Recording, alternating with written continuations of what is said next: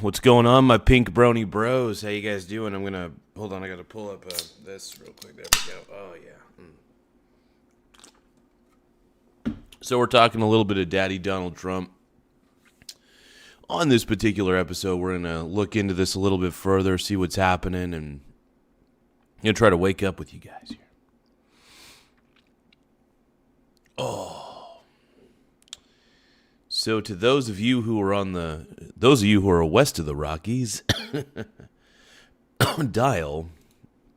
But yeah, just kind of pulling up a couple pieces of info. Getting everything all sorted out real quick. Sorry about that, you guys. My pink brony bros. I'm going to download the new version, though, of Social Stream Ninja real quick. I needed to, it looks like I've needed to update it for a little bit, but yeah, new version should work a little bit better, hopefully. But your pink brony bros. It seems like it's not responding very well. That's okay. We'll give it a second.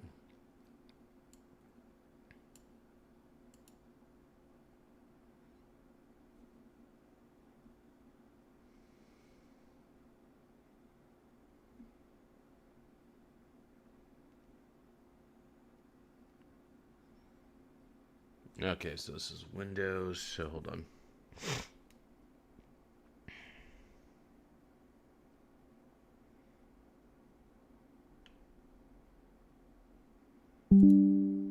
Laugh out loud. Easier.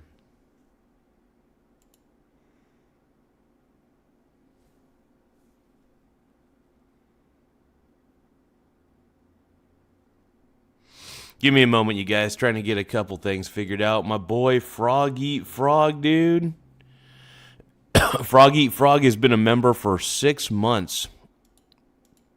What a sexy stud, dude. Hey, thanks for being a member, Frog Eat Frog. I really do appreciate it, man. Keeps the show sexy. Keeps the show good, man. I appreciate it. Currently, I'm updating Social Stream Chat Ninja, so I won't be able to highlight any chats at the moment. But that's okay. We're going to put up a poll real quick, and then we're going to put Super Chats red first real quick.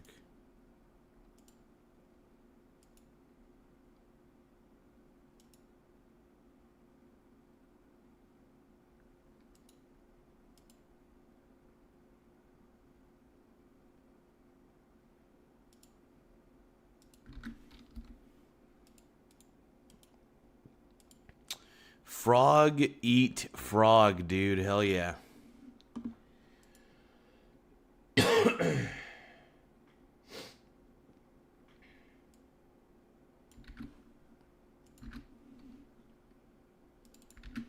Give me a second, you guys. I'm getting a few things set up real quick. Yeah.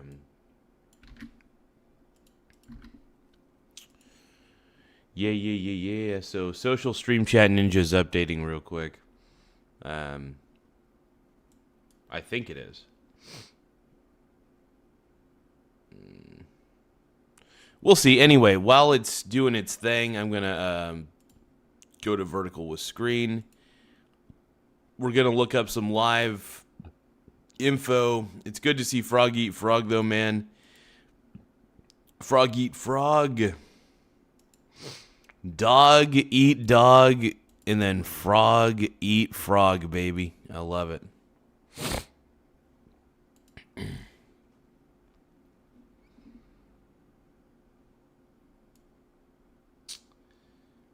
Well, I don't know if this... What the hell? I'm trying to figure out how to install the new Social Stream Ninja, but I don't know if it's doing it right. Hold on.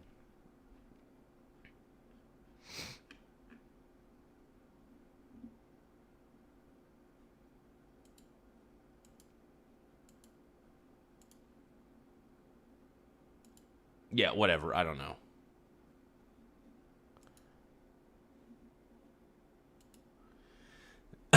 Frog Eat Frog says he thought about me while he was pissing in the sink. Come on, man.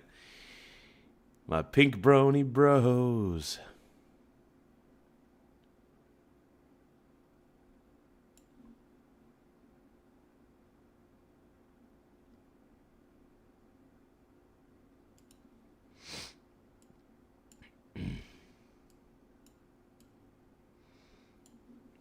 He's a pink brony bro.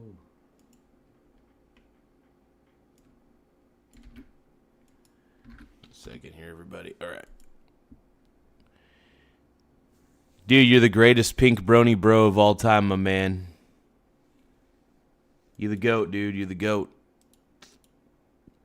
Everybody, we all love Frog. Dude, we all love Frog Eat Frog on this channel. I think I speak for everybody when I say we love our boy, Frog Eat Frog. All right. Let's take a look here. I'll put on my headphones real quick, and let's take a look-see.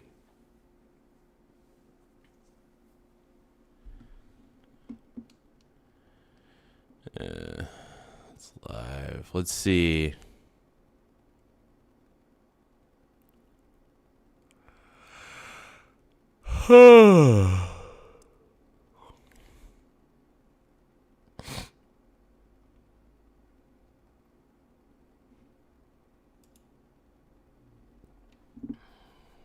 We got Osama bin Laden in the house. We got Odin. Oh, God, we got Odin. Shit. Frog Eat Frog says, I fucking love me some Garza. Hell yeah, bro. I love you, too. I love me some Frog Eat Frog, man. That's why I do this show. I do this show for for the entertainment. I'm more entertained by the chat than the chat is entertained by me, I think. Which means I'm a talentless hack. Let's see. What should we watch, you guys? We'll watch this. Let's get to the word on Wall Street. Top investors watching your money. And joining me right now is the Bear Traps Report founder, Larry McDonald. Larry, good to see you. Thank you so much for being here. And you've wanted to own hard assets for a long time, and you've owned some equities in that space. What's your take on where oil is and how you want to invest around that? I think it's good to own real estate investment trusts, even though they can be a little up and down sometimes. Honestly, anytime I can, I love buying real estate investment trusts on the dip. It's been kind of my mantra. Biden or Trump, heads of the same beast. Oh, man. Trump daddy, dude. Hey, I want this war. I do want this war in Iran to be done and over with. I still think it's going to be done by the 31st. I really do. I know a lot of people don't believe me on that one, but I still think it's going to be done by the 31st.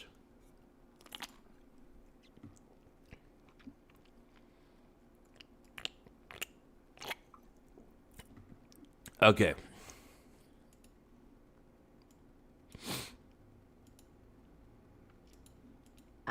Well, one interesting thing is the coal names. Because of the disruption in the Middle East, the coal equities are actually up quite a bit. They're destroying the Mag 7 this year. So there's the KOAL ETF, or Core Natural Resources, are ways that we're seeing institutional clients playing this disruption. Okay, but there's been, you said, a disruption in the AI trade. Yes. I mean, obviously, look at these markets, and growth was leading. What's your take on what's going on with regard to these AI stocks? If you are a Mag 7 chief investment officer, or I should say chief financial officer in the Valley, right? You just saw your memory costs go up almost 100%. Your energy costs are up a lot. And now data centers are being attacked in the Middle East. So there's massive disruption coming at data centers, artificial intelligence. In other words, the street was expecting... Oh, shit, dude. AI. Dude, AI. AI is being hampered. Is AI going to be hampered? I don't know. I am curious, though, to see how hampered AI will be. That is the question. What up, Annie? How you doing, my brony bro? We got all the brones, dude. We got all the bronies, dude. 820 data centers to be built over the next 5 years. Those costs have even gone up even more. And right now we have the testosterone fight in the Valley. Everyone's trying to outspend each other, but those spending budgets just went up another 20, 30% with what just happened. So that's going to cause some disruption in the AI build-out trade coming at us over the next several months. No, we also had this speculation and worry that some of the smaller guys who are spending money on AI are borrowing the money, and maybe the banks would be held, holding the bag. You were negative on financials the last time we spoke. What's your take on that worry and this new worry that is emerging about, obviously, private credit? That's the thing about this 2026 off-ramp that the White House is trying to execute versus the 2025. This time, we're coming into a real credit crisis driven by artificial intelligence, software disruption, and like you said, the financing for AI, which was already at crazy levels. And so the banks, it's just the banks, it's private credit, it's the gating, and it's very much like 2007, 2008. It's not as bad, but the bottom line is the Trump team, when we come out of this on the off-ramp, we're coming in. I think there's going to be a recession. I could see that happen, and maybe even a massive turndown. I mean, the more I'm looking at the markets right now real quick just to see what's up. But yeah, I could see us having a bit of a downturn on this, man. I'm looking at this the more, let's see. Robinhood keeps telling me, oh, you should deposit some crypto so you could get a bonus. Fuck. Crypto's stupid. Crypto's a Ponzi. By the way, if you guys think that cryptocurrencies are Ponzi schemes, please tap the subscribe button. If you think that Donald Trump is the man, please subscribe to the channel. Let's go. But no, like, Robinhood's always trying to get me to deposit, like, cryptocurrencies and stuff. It's like, come on, man. Let's see. Frog Eat Frog says time to get high. Let's see. Garza, don't smoke the... Well, I'm pretty straight edge, man. I don't even really drink that much anymore. I used to drink, like a fish, to be honest, when it came to beer back in the day. But nowadays, I'm pretty tame. But yeah, when it comes to weed, though, I don't do any weeds. I don't smoke the weeds, man. I'm not a weed guy. I ain't no weed guy, bro. But no, it's some good shit, man. Get it, Frog Eat Frog, man. My boy, dude. To tighter financial conditions and a real credit crisis, which is eventually going to force the Fed to cut rates, not hike. Well, when I saw the price of oil go up, I honestly thought silver and gold would go up along with it. You know what I mean? I thought silver and gold were going to go up in price because oil went up in price. I honestly assume that when energy prices go up through the roof, like when crude oil goes up, I would assume that silver and gold would follow suit. Because technically they would be, I don't know, maybe more expensive? They should be at that point. I don't know. I'm just glad I got silver. I got silver ETFs that I swing trade, which honestly has been a real moneymaker. Anytime I can make a little bit of dough off of silver swing trading, I'm a happy man. That's the thing. I mean, the conversation has shifted because of what we heard from the Bank of England last week, right? And then now they're talking about interest rate hikes. But I spoke with Mickey Bowman. She's still expecting cuts. Look at yields this morning on the 10-year. The yield, Goldman Sachs is raising the risk of a U.S. recession, as you said. Now they say it's a 30% chance over the next year because of the spike in oil prices. 30% chance? I don't know. I think the recession could happen, but honestly, with the advancements in AI, and the fact of the matter is a lot of companies are saving money by firing a lot of their employees and replacing them with AI. I'm not saying I support this. I'm just saying straight up that because of this, you're going to see a lot more profitability in a lot of these companies that are running some of their more mundane tasks through AI instead of a human being. By all technicality, you do pay an AI much less money. Yeah, and since I saw this happen in a mile away, man, I knew that AI was going to be disruptive. I knew that AI was going to take several types of jobs. So that's one of the reasons why I decided to be a swing trader on this as a I wouldn't say as my primary source of income. I got multiple streams of income, but yeah, being a swing trader has definitely helped a lot as far as it goes. doing things like DoorDash is always a good thing. Doing YouTube even. YouTube has been very lucrative. So, yeah, YouTube has actually been, in my opinion, probably the most lucrative thing I've done. But yeah, no, I think with everything going on in the Middle East, I I think we're on the right path, man.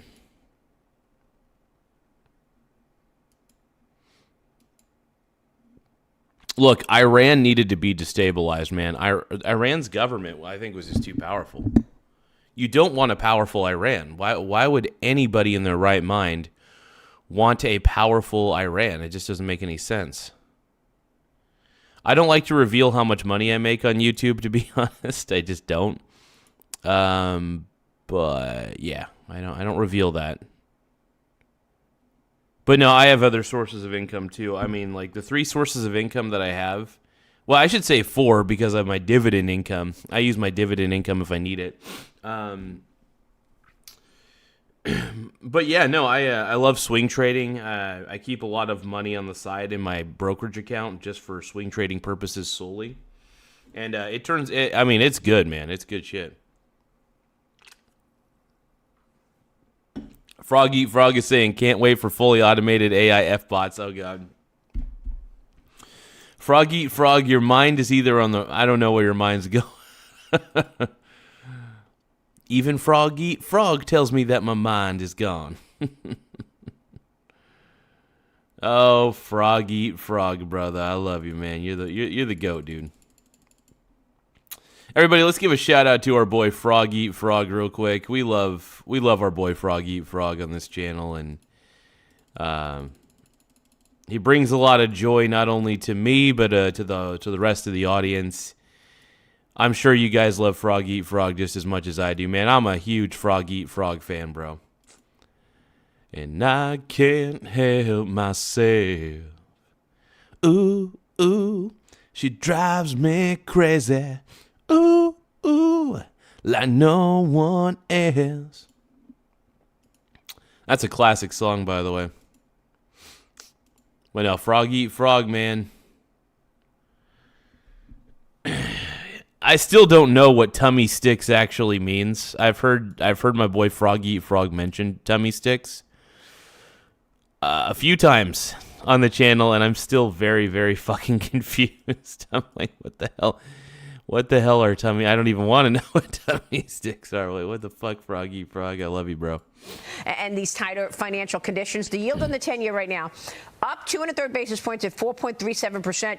Hey, Frog Eat Frog, you're a stud too, man. Here's Mickey Bowman with me, the Vice Chairman of the Federal Reserve. She joined me on Friday. Watch. Love you, Frog Eat Frog. Give you the love, man. Well, I've written in 3 cuts, and it's the same as last year. So before the end of the year, a lot can happen. It's too soon to tell what the impacts of Iran and the conflict may be, but I do expect that we'll start to see some of the supply side policies working their way through the economy, as well as the 75 basis points of cuts that we put in place last year. So what do you think, Larry McDonald? Maria, if you lived through the 80s and the 90s, what we saw over and over again is oil shocks and hard asset. Oh, Annie says the song's going to be stuck in her head. It's a good song, man. It's a good song.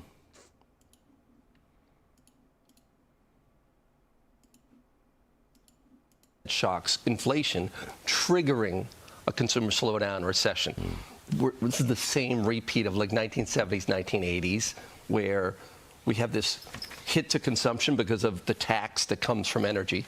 And that slows things down. That's why the perception originally, right out of the gate, is, oh my God, they're going to hike rates. But like Mickey said, the probability of rate cuts is going to really start to skyrocket. So what do you want to do then as an investor? I mean, you want to short this market now and then get into it, or you want to set yourself up for rate cuts and a turn in this market later in the year? 2-year Treasury yields just went up. I think that rate cuts will probably happen. I think rate cuts will probably end up happening ultimately. I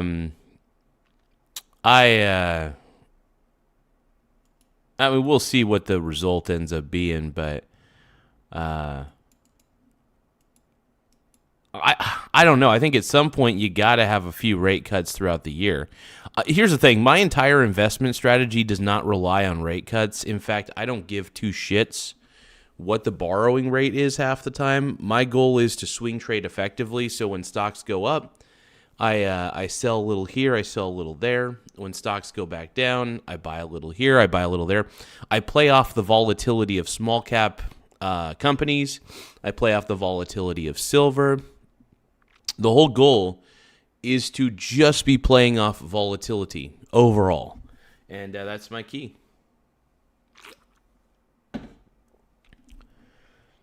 Play off the volatility.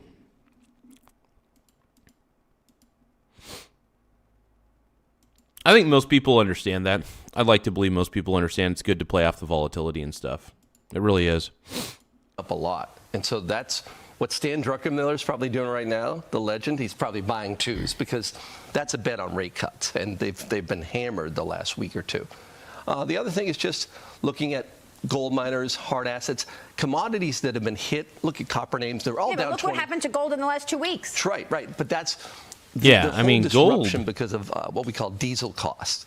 That's pushing down the value of gold miners. It creates like we're off 30% on Hecla mining and a lot of these miners. So you want to buy them. Yeah, I want to buy the dip. Absolutely. What's your take on this speculation this No, week? I will say that when gold goes down in price, I mean, buying the dip on gold, I think, is smart. That's not financial advice by any means, but that's the way I see it, man. I think buying the dip on gold is actually probably one of the smartest things that one could do. That's just my opinion. Overall. Major General Tao is saying buy oil. Yeah. I mean, Major General Tao, I don't think you're wrong on that one. Price gouging is beta. But no, I really do think that, I don't trade oil futures, even though I probably should, because of how volatile oil prices can be. Because oil goes down, oil goes up, oil goes down, oil goes up, but I don't know. Trading the volatility of oil just doesn't sound appealing to me. It's just, I don't know. I trust the volatility of silver a little bit more. I know that sounds odd to trust certain volatilities over others. I just prefer precious metals. I just know that silver is always going to be in demand. Oil is always going to be in demand too, don't get me wrong. But silver is, I mean, if I own silver, even through an ETF, I mean, I at least have exposure to that ownership, right? I could swing trade it. Now, for the long term, I'm not going to be holding silver in an ETF. The only reason I even use the SLV is to swing trade the price of silver, granted. And that's kind of my main idea. That's the whole point behind what I do. I swing trade the volatility of the silver markets. It's kind of my favorite thing to do. These are a few of my favorite things. No, but swing trading silver, I think, is probably one of the best calls that I could have ever made. I've always been a big fan of precious metals, gold, silver. I love them both, really, at the end of the day. But if you guys can, anybody who's watching the show right now, if you guys can, please tap the subscribe button in the upper right-hand corner. It does help the channel grow in more ways than one. So if you guys can, please help the channel out. It's by pressing the subscribe button right there in the upper right-hand corner. Right-hand corner there, everybody. Thank you, Governor. Thank you, Gov. But no, I appreciate you guys for being so awesome. But don't forget, because the more subscribers we get, man, the bigger we get on YouTube. So we're trying to get as big as we can on the tubes. Morning about Jeffries. Japan's SMFG exploring a potential acquisition of Jeffries. The stock weakness is the trigger. Stock is down 35 to 40% recently, and now people say it's a target. Your thoughts? I find it fascinating that Jeffries credit default swaps are Jeffries Epstein's trading much wider than Goldman Sachs, whereas a year ago they were almost the same price. In other words, people are... I do actually like options quite a bit. I'm not like a big options trader guy or anything. I don't claim to be.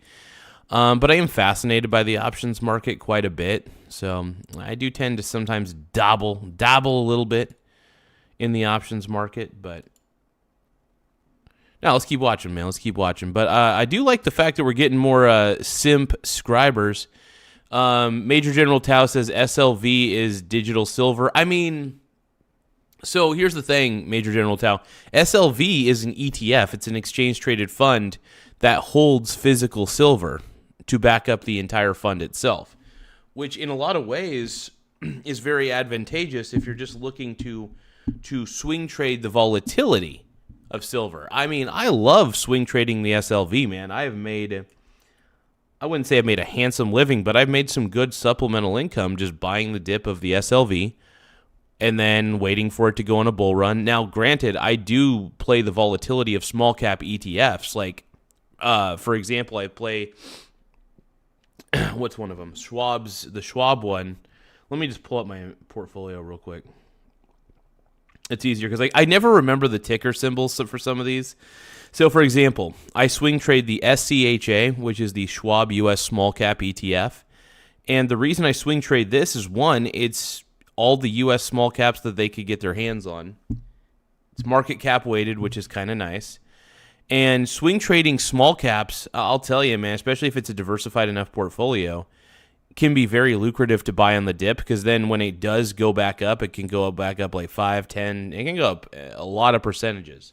So I never underestimate the power of volatility associated with small cap ETFs. Also, the other one that I have is the SCZ, which is the iShares MSCI EAFE small cap index fund. That's another one that I have my grubby little paws on. Let's see.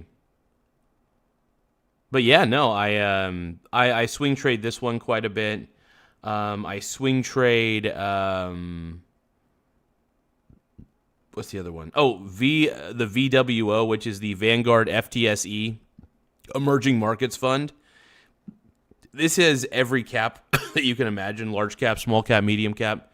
But it's a diversified emerging markets. The fund is passively managed to provide exposure to the emerging markets equity space. It holds stocks of any market capitalization. The listed name for VWO is Vanguard FTSE Emerging Markets ETF. So basically, it's a diversified emerging markets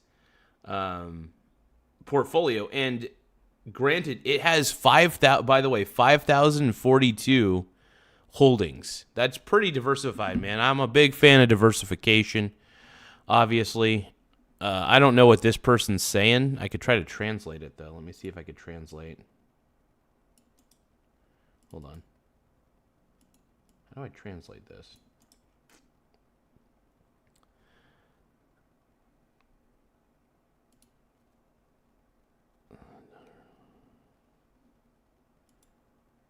I don't know what that means. Anyway, whatever. Thank you guys. I appreciate it. Let's keep going. We're betting on default, even though it's a small bet. It's not. We're not at crisis levels, but that's part of the whole financial conditions. And I just want to remind people, back in 2008, we were supposed to have the Korea Development Bank buying Lehman. It's not the same thing, but it's amazing when banks get stressed, all of a sudden, here comes a white knight. Well, look, SMS. Well, and there's a lot of investors out there. There's a lot of big-time investors, I should say, that are willing to buy up banks that may be failing and recreating those banks in their image a little bit. So it just depends. Like, I think we could see a 2008 style crash very soon. I'm not going to predict it. I'm not going to say it's going to happen. I'm not going to try to put that bad juju out in the world. But at the same time, are we seeing a 2008 crash? Is this what we're seeing? I don't think so. I'm not going to put that panic out in the air because I don't think it's responsible for me to do that. And even if it does happen, because I can't predict the markets. All I do is I basically respond to what the markets do on the day-to-day. That's all I do. If the markets are down, I'm buying. If the markets are up, I'm selling. It's as simple as that. I buy at lower prices, and then I sell at higher prices. When everything dips, I buy gradually. When everything goes up, I sell gradually. This is my swing trading strategy. There's nothing crazy about my swing trading strategy. It's not like it's It's not like I'm using some grandiose mathematical formula. No, my goal at the end of the day is just to make a profit. My goal at the end of the day is to make profits. Small profits at that. Don't get me wrong. I'm not getting like super duper crazy amounts. No, I don't think this is the biggest economic crisis we've ever seen. And you want to know why I don't think it is? Because one, I think Trump is guiding us in the right direction. I really do. You may not think so. You may think that Trump is guiding us in the wrong direction, and that's completely fine, man. I mean, you think what you want, but I think a weakened Iran, like I've been saying time and time again, I believe a weakened Iran is a good Iran for the rest of society, the rest of the global society at least. Think about it. Iran can no longer sponsor terrorism because they're in shambles. That's one good thing about the war in Iran. Another good thing about the war in Iran is, honestly, it hasn't been really much of a war. It's been an annihilation. We've basically annihilated their entire government.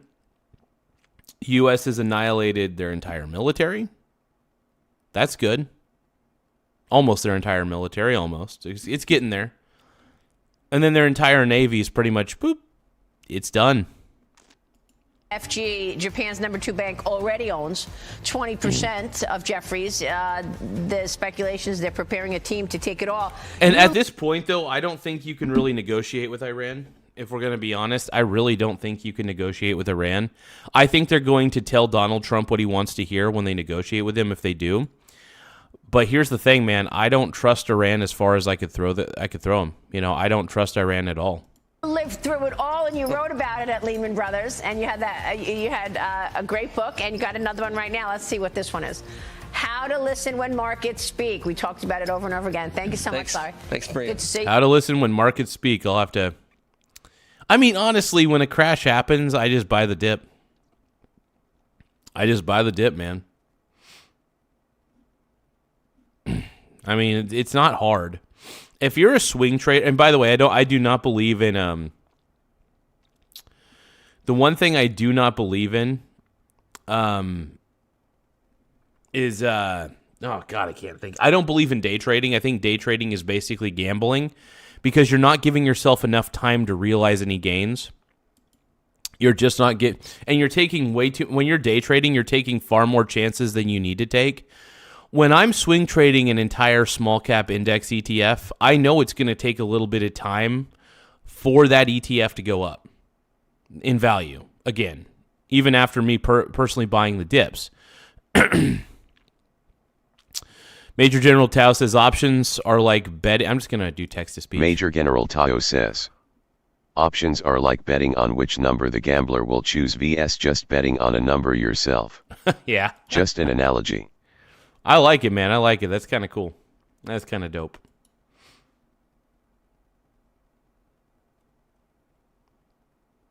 Let's take a look. I want to see if there's any entertaining news on this.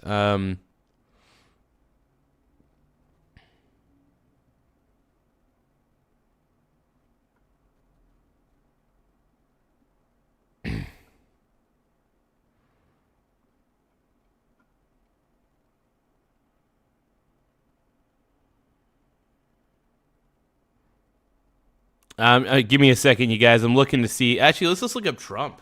All we got to do is look up our boy Trump, and we'll find everything we need.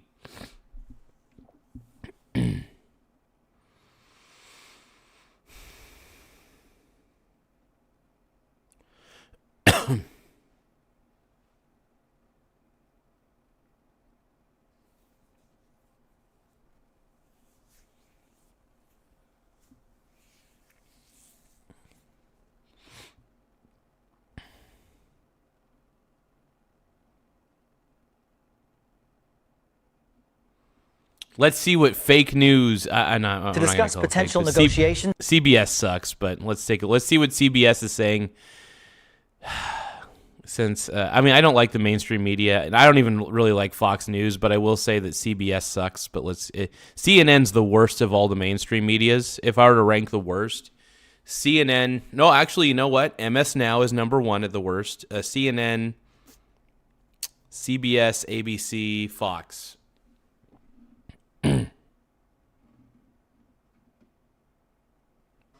Yeah, the chat is crashing out from watching the news. Absolutely, dude. A lot of these people in the chat are just crazed out leftists that are very unhinged. I'll admit that. There's a lot of crazed out leftists in the chat that just go fucking crazy, dude. You guys go cray-cray. Between the U.S. and Iran, CBS News senior White House and political correspondent Ed O'Keefe joins us now. Ed, good morning. So where might be a potential off-ramp for this? Don't forget to subscribe to the channel, you guys. Don't forget. Well, that's what the president's looking for, El. Good morning. He has said from the beginning that the war would last about 4 weeks. We're now in week 4, with markets uneasy and the cost. Here's the thing. I still think it's going to end about on the 31st. March 31st, I still believe, is when the war in Iran is going to end. Or at least it's going to start really winding down at the bare minimum. The gas climbing. That's my prediction. President Trump appears to be trying to find a way out.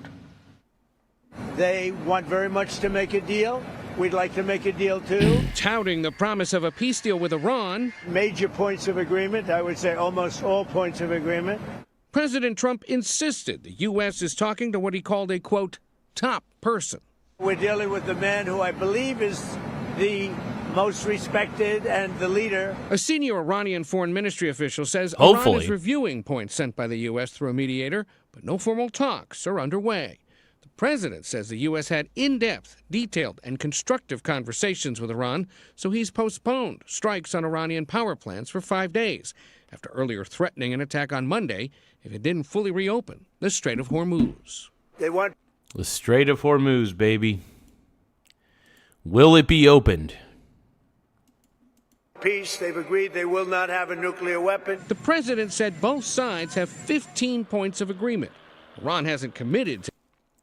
Wasn't Trump against war, though? For the most part. But look, he's the president. If he needs to start a war, he'll start the war. And honestly, after seeing what the Iranian government did to the people who were protesting, I honestly can't say I blame Trump or Israel for doing what they did to Iran's government. Iran's government is toxic and terrible.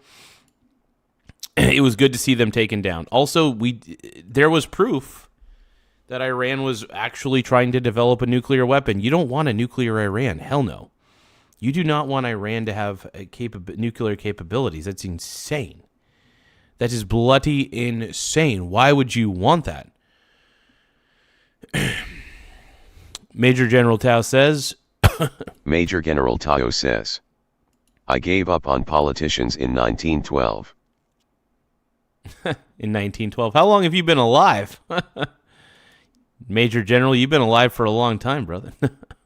Major General Tao is a vampire, by the way. That's my guess. To any deal publicly. But stocks surged on word of the talks, and oil prices fell 10%. And with the Strait of Hormuz still effectively closed, the president suggested a unique partnership to keep oil shipments safe. Me and the Ayatollah, whoever the Ayatollah is, whoever the next Ayatollah, look, and there'll also be a very serious form of a regime change. Despite the president's attempts to start talks with Iran, more than 2,000 Marines and 3 more warships are headed to the region. CBS News is also told Pakistan and Turkey are among the countries trying to get the U.S. and Iran to keep talking. Harold? All right, at least they are somewhat talking. Ed, thank you. Let's dig into this now with CBS News senior foreign correspondent Elizabeth Palmer. She is in our London newsroom. Good morning, Liz. Always great to see you. As we heard there in Ed's reporting, we know what President Trump and the White House is saying, but what is the message from the government in Tehran? Well, if you listen to the Iranians, there's absolutely no talking, not even sort of talking. Iran's foreign minister did confirm that there had been overtures from the United States, but he said Iran hasn't responded. The only concrete response, if you like, came overnight, and it was a military one, not conciliatory. Iran attacked Israel with multiple missile salvos after quite a quiet day yesterday. So that's ramping up the pressure and the tension again today. And Liz, you have reported extensively from Iran over the decades. We know that its leadership. Major General Tao says... Major General Tao says, I have had the great misfortune of reincarnation. Got you. Is fractioned Do you get the sense the regime is ready to make a deal, or might they feel it's more important for them to... I think the regime is trying to betray Trump on this one, to be honest. I think that's what's happening. I really do. I think the regime is absolutely trying to betray Trump on this one. That's my belief, man. I know you guys think it's a crazy belief, but I really don't trust the... I don't trust the asshola, all right? I don't trust the asshola Ayatollah, all right? I just don't. And to be quite fair and quite frank, I don't think anybody should. I don't know why anybody would, you know? So to anybody out there thinking that Trump should just automatically say, hey, I trust the Ayatollah, the asshola Ayatollah. No. I think that would be stupid of him to do. Why would he do that, you know? So it's kind of a crazy situation, I think, ultimately. You know, what'll come of it? I don't know. But it's going to be interesting, I'll tell you that.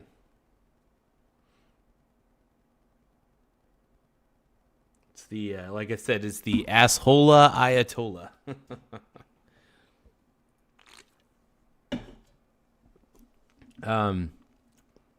Cole Old says 0 Epstein arrests. I don't know. Garza, yeah, I know. It's because nobody did anything. I don't know. Let's just keep going. I still think that Trump is innocent, by the way. I know it's an unpopular belief, but I still believe that Donald Trump is innocent. That's my firm belief there.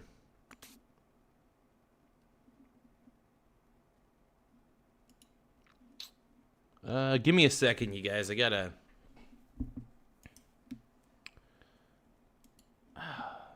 I'm trying to update something real quick. I'm trying to update Social Stream Chat Ninja, and I think... Okay, yeah, I got the new version. Let's just install it.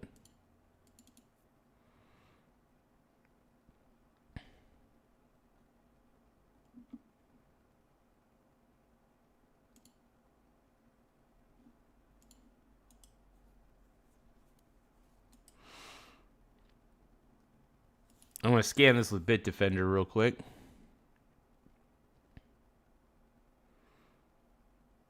And it should be fine. Social Stream Chat Ninja is pretty good, but I still like to... I love Bitdefender, though. I think Bitdefender might be the greatest antivirus program in the world. I mean, I still think it's the GOAT, bro. Got to give it a second, though. A lot of shit being scanned.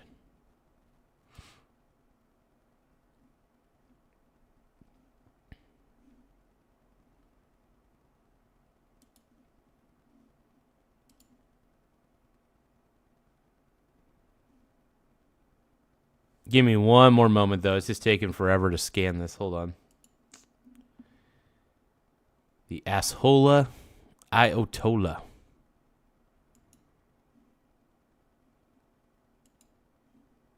Damn, it's taking forever to scan this thing.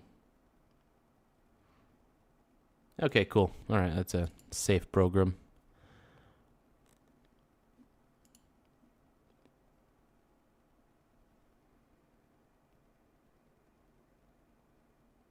Yeah, I got it from GitHub, so we're good.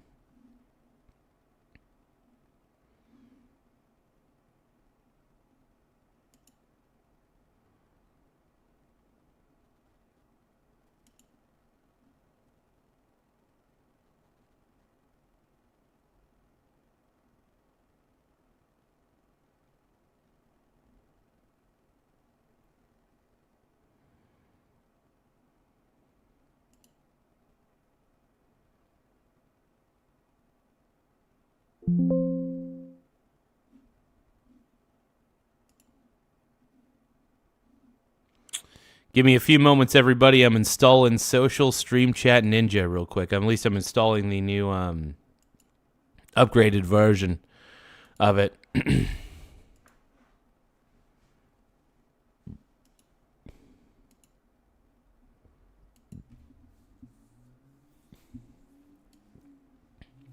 Michael Saylor. We love Michael Saylor on this channel, by the way. We're gay for Michael Saylor.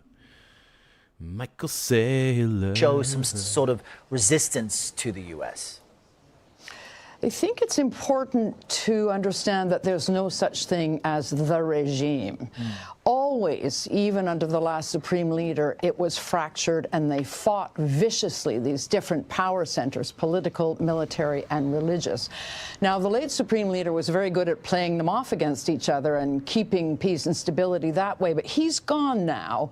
And sources tell us that senior members of Iran's regime, and remember, some of the most experienced and powerful have been killed. The ones that are left are fighting like mad about what to do next, to talk, to stand firm, or to even up the pressure on the world's oil supply. You gotta stand America... You got to stand firm. You got to stand firm. My pink brony bros. If you don't stand firm, man, you're not gonna be a real brony bro. Is even more desperate to make concessions. I couldn't tell you which way this thing is going to go, but for sure... Dude, I want to see silver skyrocket so bad. I'm not going to lie, man. CBS News, you guys are killing my bona. Let's take a look here, man. Oh, shit, dude. I think we're seeing a little bit of a market collapse. At least on the international market scale. Gold is going down. Silver's going down. Uh-oh. Hey, I'll tell you what, though. If silver goes down far enough, I mean, I'm obviously going to buy the dip on silver because I love silver. Other than that, though, man, it's like the SCZ is down almost a whole %. That's a ETF that's very sexy.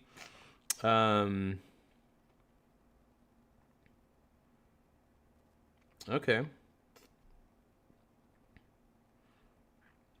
I'll tell you what, though, if the SCZ goes down further, because I'm kind of wary of the SCZ right now, so I'm kind of like waiting for it to dip even further. If I'm going to buy it, I want to buy it even lower.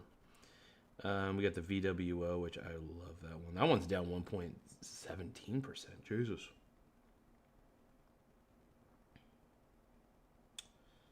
That one's down a bit. Hopefully that one goes down a little further. I want that one to go down further. I want to see how low these go, actually.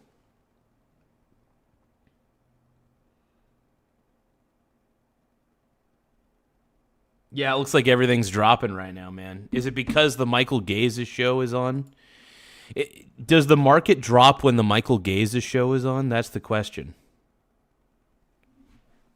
Don't install that malware. What are you talking about, bro?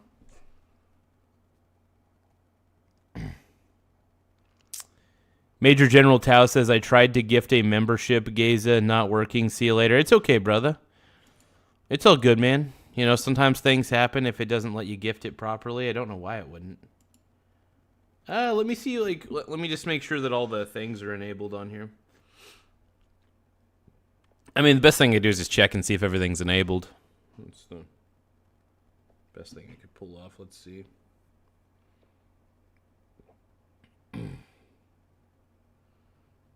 No, memberships are still enabled.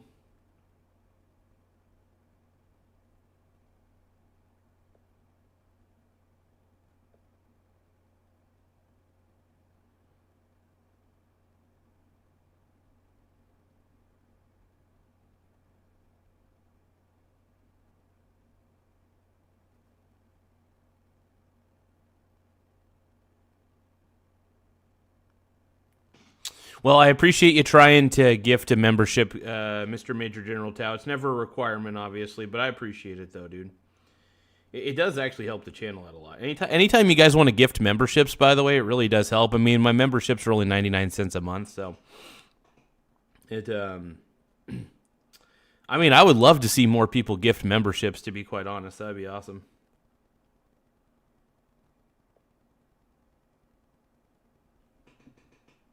Yeah, even the simple act of gifting 5 of my memberships, like, that could be long-term revenue if people decide to renew. So it's always like, I always love it when people gift memberships, man. I love it.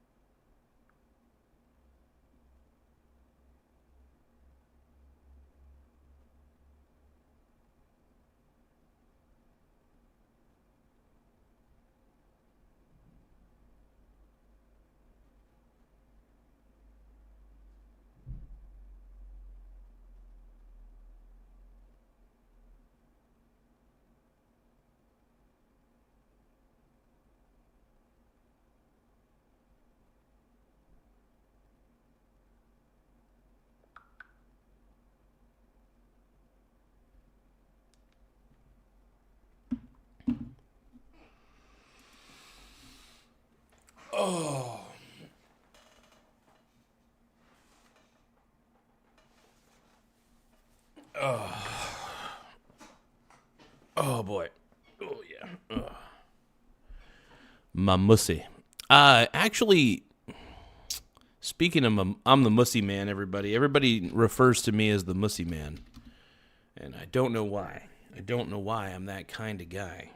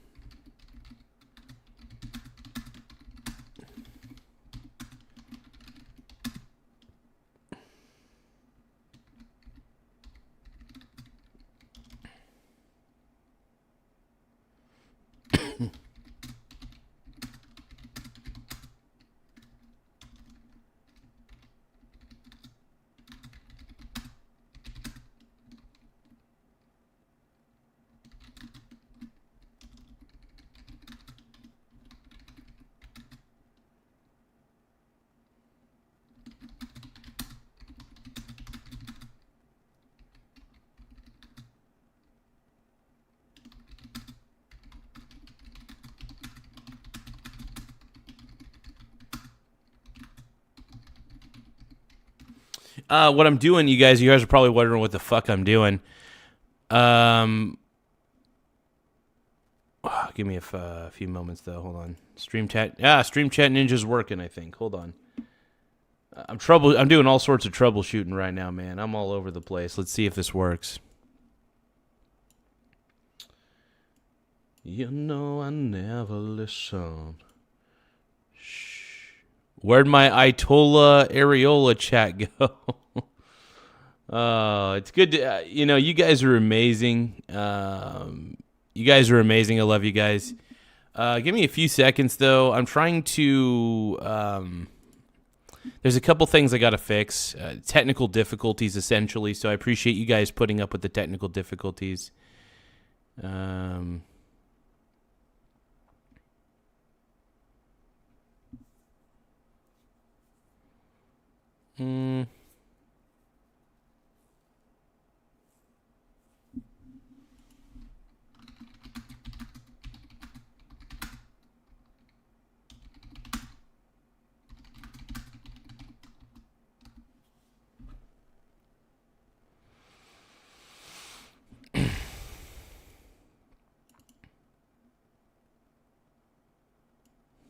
Okay, here we go. So I gotta reconfigure Nightbot a little bit, so you guys gotta give me a few seconds. I'm trying to see if I can get more channel members on the show, so I'm trying to encourage people to become channel members, essentially. Give me a few seconds.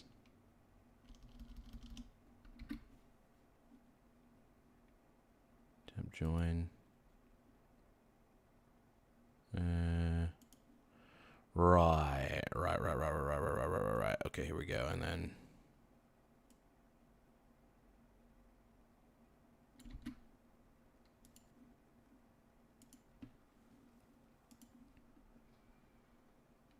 yeah, I try to keep the channel membership as low as possible when it comes to like how much it is. You know what I mean? Like, I don't want people to feel like they're getting their wallets robbed, I don't. I want people to feel like they're, not having to pay too much, and, 99 cents per month feels pretty reasonable.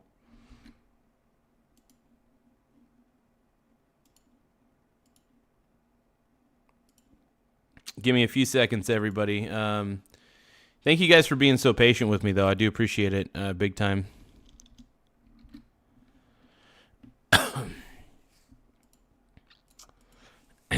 So I'm going to rotate. We're going to do, what's the commands? Timers. This one's like every 15 minutes, but I'm going to do every 10, man. I want to try to push this hard.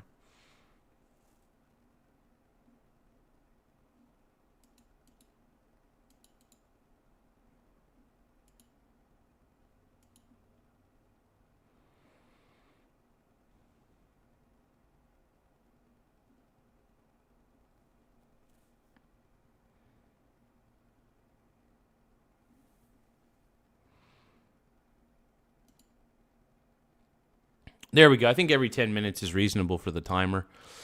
All right, so we got our commands to try to encourage people to become channel members. We'll see if it works. I don't know if it will. It's going to be fun to try. I want to get more people to become channel members.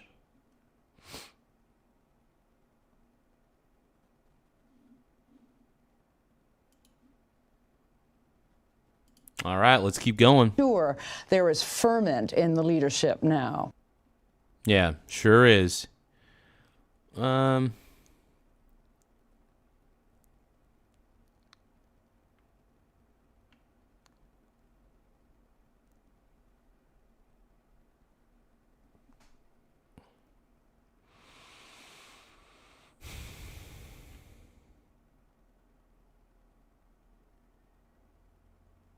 Oh, little Elvis.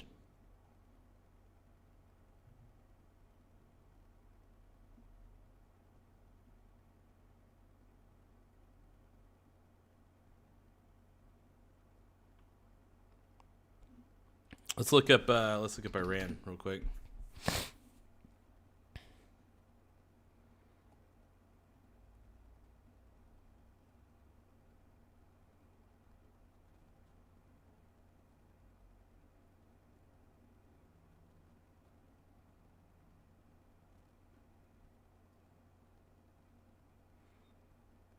Okay, so Lebanon kicks the Iranian ambassador. Welcome in here on Live Now from Fox. We are just past the top of the hour here, 8:07 on the East Coast and 5:07 on the West Coast. My name is Josh Breslow, and I'll be here for the next hour as we What's break up, down my all of brony your bro? top How you stories, doing? breaking news, We got and bronies. live events from across the country and the world. Right now, I do want to take you out to this post here as we're following breaking news out of the Middle East. Israel targeting the IRGC strongholds in Iran and the Iran-backed Hezbollah terror group in Lebanon. But as Israel continues to... Let's take a look at this one here. So the U.S. is sending more troops to the Middle East, even while the talks are continuing through intermediaries, as the Strait of Hormuz remains effectively closed, and that's got to change. So what could actually change things and maybe put us in control of the strait? Let's take a look at what's on its way. First off, you got two carriers that are coming our direction. You got the 11th Marine Expeditionary Unit coming on this ship. About 2,500 Marines are coming. And then you have the USS Tripoli and 31st Marine Expeditionary Unit, both coming from Japan. And look at what they contain. They got Ospreys, they got armored vehicles, amphibious assault ships to get them onto shore. Now, where could they be heading? Well, if they're going to see some contact, it's going to be right here in the strait. And some of the key islands, you hear a lot about Karg Island, but there's also Kish Island and Hormuz Island, all contain various different, Iranian units. And here's roughly what's in there. Why don't they just bomb those islands if they have Iranian units there that are firing at ships? You know what I mean? I mean, if our military and Israel's military were able to take out using bombs, why can't they just take out those areas? I mean, I'm a little ignorant to some of this. Don't get me wrong, but just wouldn't the solution just be bomb that island? And what the Iranians seem to have assembled. Unless there's something valuable on that island they don't want to destroy. They got rocket launchers on these islands. They got some submarines there. They got to be destroyed, obviously. Unmanned surface vehicles, heavily armed speedboats. They got to be destroyed. They're the ones causing so much havoc and potential havoc that keeps the Strait of Hormuz pretty much closed. And this is essentially what Kish Island would do if we had control of that, and what would put us in the catbird seat to be able to maybe reopen that strait once and for all and give us the leverage back in that area. And, of course, alleviate the glut of oil that just isn't going through. Yesterday, just 3 ships. We need about 100. Retired Lieutenant General Keith Kellogg joins us now. He served as former assistant to President Trump and special presidential envoy for Ukraine. General, how would you characterize where we're at right now? And what do you think that our Marines could do when they get into theater? Yeah, Brian, it's good to be with you. You brought up some really great points there on ground forces. Look, I'm a big believer right now. We just need to secure the Strait of Hormuz. And you can do that with 2 amphibious ready groups, marine ready groups that are headed in that way. They're a self-contained unit. They've got aviation assets. They've got helicopter assets. They've got 2,500 Marines on each one of the ARGs. And they can open up the straits out there and occupy that ground. Look, I'm a big believer in putting boots on the ground, not necessarily in... At this point, you might as well. You might as well take over these islands. I just don't know. I feel like that island might be a target, though, if Iran has more missile complexes, or not missile complexes, but more missile stations and stuff, or they could fire at the island. I don't know, man. It just feels like it needs to be taken over, essentially. And Iran should have zero control over the strait. They deserve no control at this point. They've been the #1 state sponsor of terror for far too long. Iran's been crap, dude. Their government has been crap, is what I'm trying to say. And I don't trust the Iranian government, to be quite honest. So, no, I think what Trump is doing is totally fine. People can disagree with me on that. I really don't give a flying F about what people think, but into Iran, but taking Karg Island and also taking the Strait of Hormuz. Look, we kind of need to do it the way the Romans used to do it. You need to put your legions on the ground to secure the territory and give them confidence that they can do it, that we can open up the strait. Look, I know there's risk involved. There's always risk involved, but those kids, those young men and women, they understand the risk involved on taking both Karg and opening up the Strait of Hormuz as well. So they've got the ability to do it. The amphibious ready groups of the Marines, they can open up the lower half of the strait, do it. And then I turn around to maybe the 82nd Airborne Division or Rangers or somebody like that to take Karg Island. I would be able to control basically the oil outflow of Iran. And then when you start talking to Galibov, who's the name that you hear being mentioned, who's a Speaker of the House of Iran, that gives them more leverage to do it. You basically cut off their economic lifeline. You know, President Trump saw that in 1988 when he mentioned he should take Karg Island. And he's the only president that's had the guts to be able to launch forces into the Gulf region to take control of that. I mean, it controls not us. It controls much of the economies of the Far East and also partially of Europe. And they've got a responsibility as well. So when you talk about risk, you talk about when you take an island, you also become a target. They know where we are at, and they'll know how to get to us, and they could go try to get lucky once. Would you go to that island with missile defense, with some type of drone defense? Oh, absolutely. I mean, you take it out. I mean, the risk I'm talking about do is we go with when it, you've got for soldiers, example, sailors, General? airmen, and Marines, you understand that. But, General, do we go with the island and be able to deploy some type of anti-drone technology and some missile defense? So when we get there, we have some protection. yeah, I mean, they got to protect themselves on that island, man. If you're going to have boots on the ground, you better have some sort of missile defense thing. I don't know, man. I just think if you're going to take over that island, you're going to be kind of surrounded, potentially. Look, Iran's military is pretty cooked, but that doesn't mean that the soldiers that'll be on that island will be completely safe. You know that. So it's kind of an interesting situation that's happening right now. It really is. Sorry, you guys. Give me a few seconds.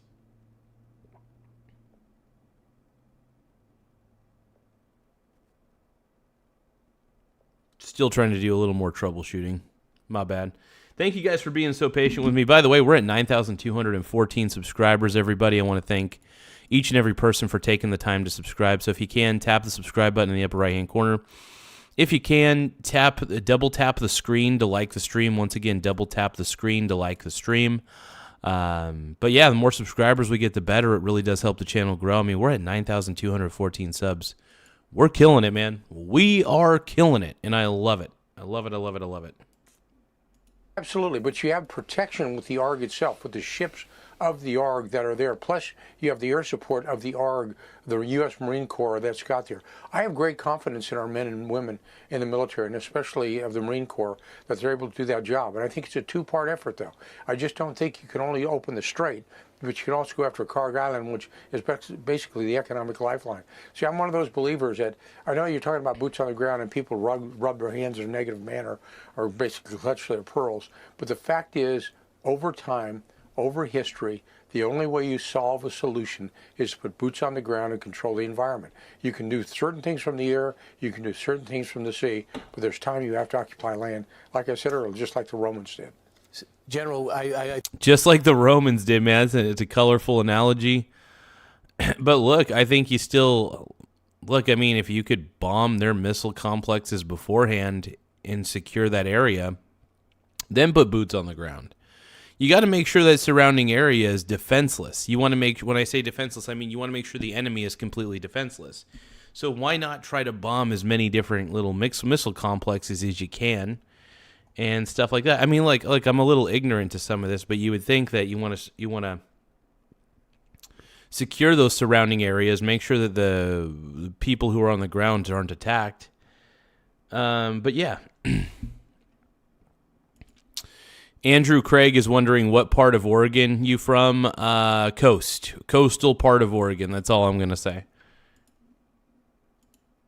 Why do you ask, Andrew Craig? Why are you curious?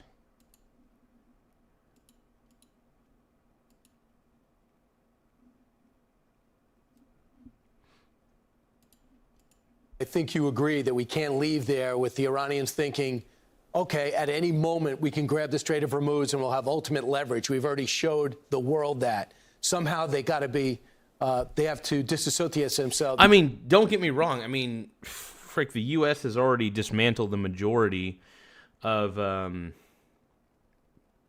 Iran's military, right? It's absolutely the case. And Iran's military, in my opinion, is totally cooked.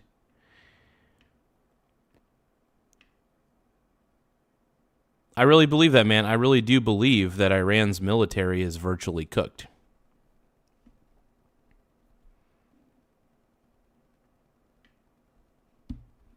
What if I'm wrong and you were right along?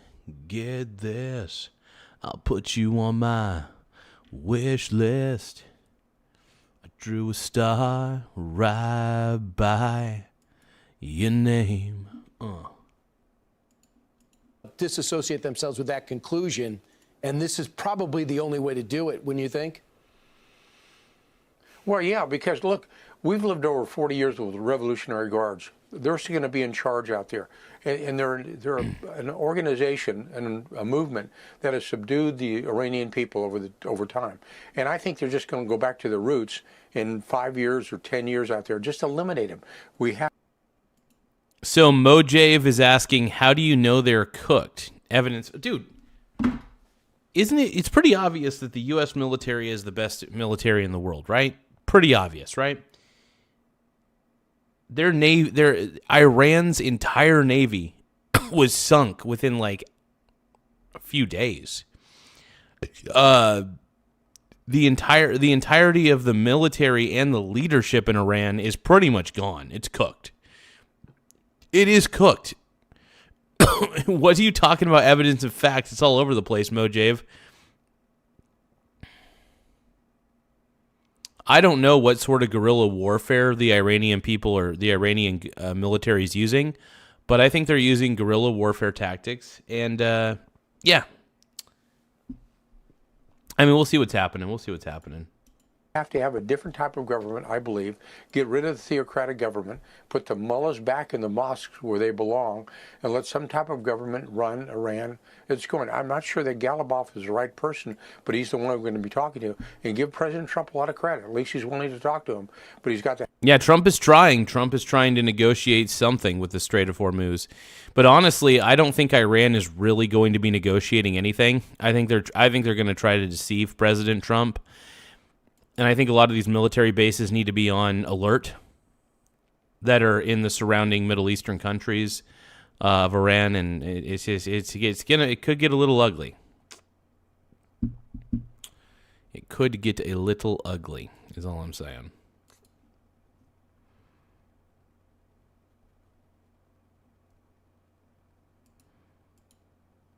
But who knows? We'll see what happens, man. You're a pink brony, bro.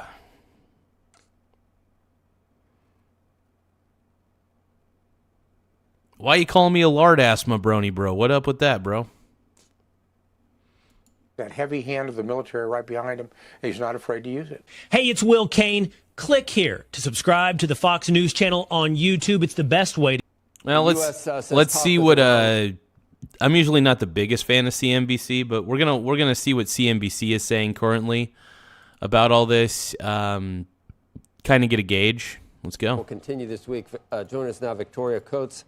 She served as Deputy National Security Advisor in the first Trump administration and is now Vice President of the Heritage Foundation's Davis Institute for National Security and Foreign Policy. Victoria, there's so many things. This guy's kind of a chud, but we'll listen to him. Nuances to what's happening and differing opinions and reporting. I don't know, from individuals. Some that are really in mainstream media are very quick to want to believe Iran. So wait, Mojave, are you rooting for Iran on this one, dude? I mean, like, you should know, Mojave, you should know that Iran is obviously going to be cooked in this. They have no military, basically.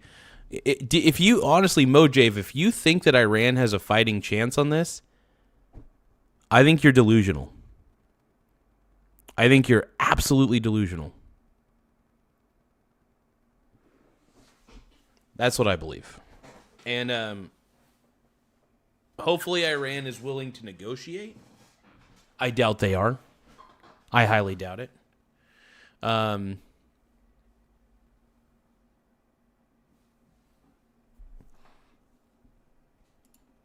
not sure where that comes from. Do you have facts about what actually occurred? Do we know who the president was referring to in terms of on the other end of the negotiations? Do we know now that it was the leader of the Iranian parliament? And did Witkoff and Jared Kushner actually have conversations over the weekend? Well, Joe, good morning. What's clear now is that everything is quite unclear. Yes, it does seem that the head of the parliament, who's a well-known politician in Iran, he's run for president. Oh, yeah, gas prices are absolutely going to go up. I mean, you're not going to get any argument from me on that.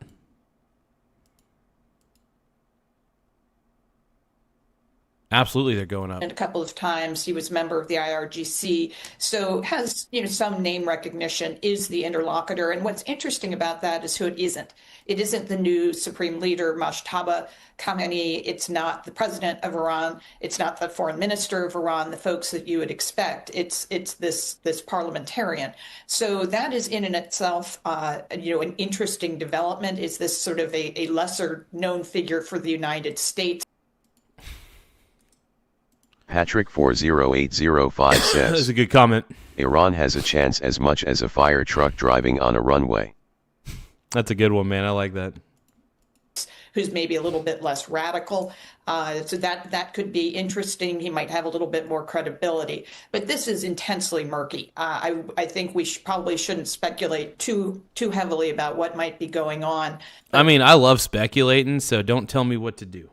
I mean, you're probably saying that you shouldn't speculate, but don't tell me what to do either way. Yeah, I think what we're seeing here is just, it's all very interesting. For the most part, I do trust what Trump is trying to do. I think in Trump we trust.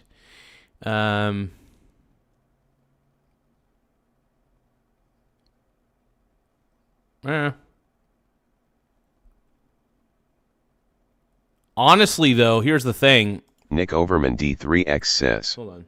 The problem is military expansion over the past 80 years has caused a huge inflation on the economy and higher taxes. Nothing wrong with that, and I'll tell you why. Because here's the thing. If we have a weak military, that means other countries are going to try to attack us. There's a lot of countries that don't like America. There's a lot of countries that are it's basically because a lot of these countries are jealous of what America's been able to accomplish in such a short amount of time. It's called jealousy and envy. It's like when somebody's jealous that somebody's a billionaire and they're not. Jealousy and envy. It's that simple. It's a human emotion that people exhibit. I don't know. Anyway, let's keep going. Hey, let's give a shout out to Frog Eat Frog, by the way. Laugh out loud. For being a channel member for over 6 months. I appreciate you, bro. I also want to give a shout out to some of the people who have subscribed over the last 2 days to the channel. I really appreciate you guys. So I'm going to put your guys' name on the board. Let's go. Small Wiener Gang. If you guys want to join the Small Wiener Gang, tap the subscribe button in the upper right-hand corner. It does help the channel grow, and it makes me feel like I got a bigger schlangus than I actually have. Small Wiener Gang. Let's keep going, man. Wait for the facts to reveal themselves. Right. And I was reading about the pushback from Iran, and I mean, just reading it is... Small Wiener Gang. Iranian state media cited an unnamed senior security official in a post saying that there's been no negotiations. And, you know, I'm old enough to remember Small Wiener Gang. I've watched a lot of spokespersons for Iran in the over the years. And when I shouldn't be flippant about it, but if their lips are moving, they're likely lying. Small Wiener Gang. Whether it's for negotiations, whether it's about enrichment, whether it's about how far the missiles can be sent. We saw that it was 4,000 kilometers to Diego Garcia. They said they had nothing over 2,000. Small Wiener Gang. For a living, and it reminded me of Baghdad Bob. So why do you think so many newspapers, websites, everything else immediately would say, well, Iran says there aren't any talks. So Trump obviously just wanted to Small Wiener Gang. Prices. Well, and I think we're dating ourselves by admitting we remember Baghdad Bob from 2003. But yes, this is a very similar situation. And what it speaks to is absolute chaos. Small Wiener Gang. Bear in mind, most of the senior leadership has been killed. The decision-making seems completely opaque, not necessarily. Yeah, here's the thing. Too many of the leaders have been killed. Who the hell even knows who the leader is? I bet some people... Small Wiener Gang. I bet because the communications are pretty much done in Iran. Like, nobody's able to properly communicate with each other. One person over here is saying they're the leader. The other person's saying they're the leader. Nobody knows who the real leader is. So Trump could have been easily talking to somebody who has virtually no influence on anything. So I don't know, man. I don't trust Iran at all. Like, at all. Like, I do not trust Iran. Iran should not be trusted. Small Wiener Gang. Yeah, dude, we're the Small Wiener Gang, dude. Hey, thank you guys for tapping the subscribe button, though, in the upper right-hand corner. It does help the channel grow. We're trying to get to 9,300 subscribers before the end of the night. I think we could get to 9,300 before the end of the night, though. I think we could pull it off. I think we can. Necessarily rational. And one other thing I wanted to mention, Joe, is we are facing a catastrophic meltdown in the Iranian economy, and there's really nothing anyone can do about it, even if people wanted to help. They've been at zero internet now for almost over 3 weeks, or 1% internet. And so commerce has ground to a halt. They just announced they are printing a 10 million rial note. After 2 months ago, they announced a 5 million rial note. And that 10 million rial note is worth about $7. So they are running out of zeros in Tehran. And they know it, that when the fighting stops, the second front of this war is going to be economic, and they are at a huge disadvantage. And then you layer over the idea that the president himself may have known that possibly that he was, maybe being more positive than the facts warrant. Mojave, screw you, bro. Get out of here. We don't care about you, Mojave. Well, I hope you have a good day, though. But no, I have intuition about this. I'm pretty good at seeing patterns. And the patterns that I see here are the war's going to be virtually winding down around March 31st. That is my prediction. What's up, Tiny Lion Game? And their money is worth less than Monopoly money now? Probably. I mean, I wouldn't be surprised, bro. I would not be surprised. Because he may be planning something 5 days from now. There are Marines on the way. There's no reason that the United States had to rush to bomb these power plants and electrical grid immediately. That could still be coming. This could have been a diversion to set something up for the next weekend, couldn't it? Yes, I think certainly after, the Maduro operation and the launch of this war 3 weeks ago, it's more important to watch what President Trump actually does. And as you said, we've got the Tripoli Marine Strike Group about to arrive. There are elements of the 82nd Airborne about to arrive. The Gerald R. Ford, which had to go to Cyprus for some upkeep, is headed back to the region. That could be a reason that he wanted this 5-day pause on the operation against the electrical plants, not because of any sort of kindness of his heart, but rather because we needed a little bit more time to get everything in order. And if you listen to... Hey, Trump knows best, all right? Dude, Trump knows best, man. Look, if you guys love Donald Trump as much as I do, please tap the subscribe button. If you guys want JD Vance 2028, please subscribe to the channel. If you guys are tired of the woke left... I'm tired of the woke left, dude. The reason I created this channel was, one, to teach investing, but two, to basically roast the woke left. The woke left pisses me off, dude. Oh, you got some Pokemon cards in the mail today? You got a Charizard, dude? Tiny Lion Gaming got a mother effing Charizard, dude. Fuck yeah. Hell yeah, bro. Dude, honestly, that's pretty pimp, though. Now, is it like a first edition Charizard, or is it second edition, third edition? I don't know how all the editions work for some of the Pokemon cards, but it's been a while, and I haven't even touched a Pokemon card in a long time. It's incredible, though, man.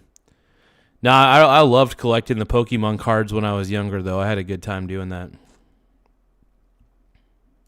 His quote then from yesterday, he pretty much lays out how we're going to do it if we do take out their electric generation capability. And if you think about that, on top of all the other economic disasters they face, a national blackout on top of everything else really will be disastrous for Iran. And it's hard to see them surviving in any kind of...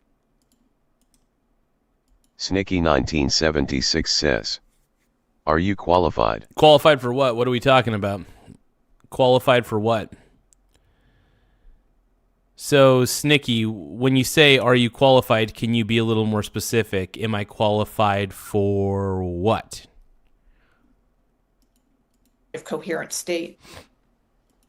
And we need to connect the dots. I've actually heard someone say it might not be great if the general population of Iran didn't have internet connectivity in case there is a popular uprising in the cards down there. So it might not be so. We at least need to think about wiping out that capability as well, if that's what we're hoping for at some point.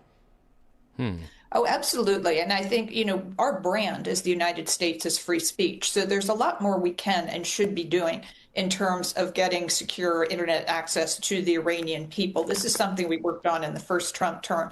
And Starlink is great and is very, very helpful. Yeah, honestly, if they could get Starlink, if they can get those little Starlink devices out to the Iranian people, that would be pretty cool.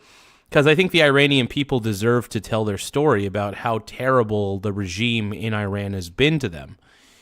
Look, whether you like Trump or not, I'm surprised there's been... I think the only reason people have been against this annihilation is because it's President Trump who's doing it. I think if Barack Obama did the same thing, I think if Sleepy Joe did the same thing, if Skamala did the same thing, I think a lot of you guys would be praising it. A lot of you leftists in the chat would be praising it. If Obama did this, you guys would be glazing the man's meat.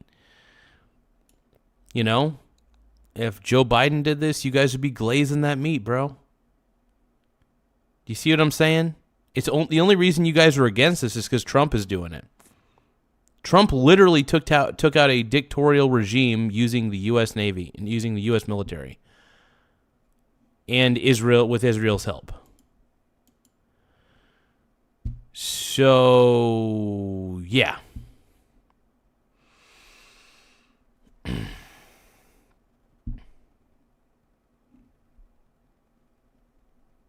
I don't know.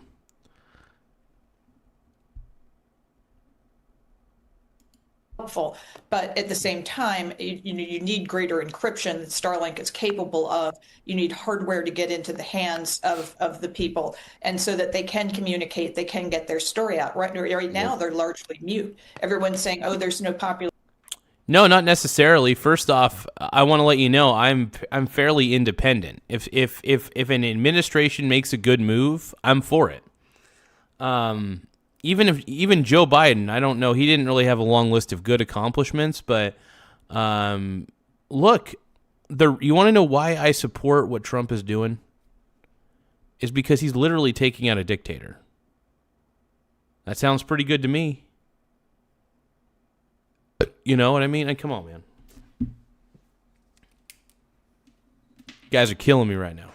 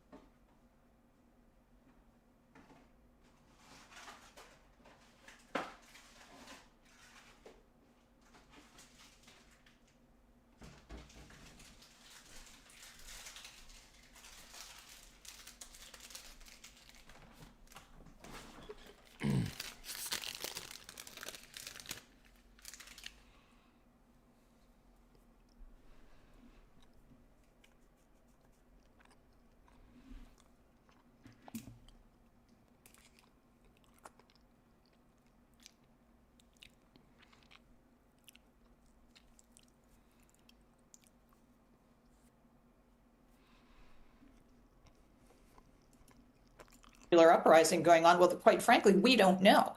So that's something I hope we're also working on while dismantling the odious state internet system, Right. the so-called National Information Network that they imported from communist China. So hopefully that can be taken down and free internet access can be provided. We haven't even talked about Israel and what Israel's ends could be, whether it could be different for what our end goal is, and whether they were, I guess they were consulted on all the things the president talked about yesterday. Do you think they go along with that? Are they on board with ending hostilities?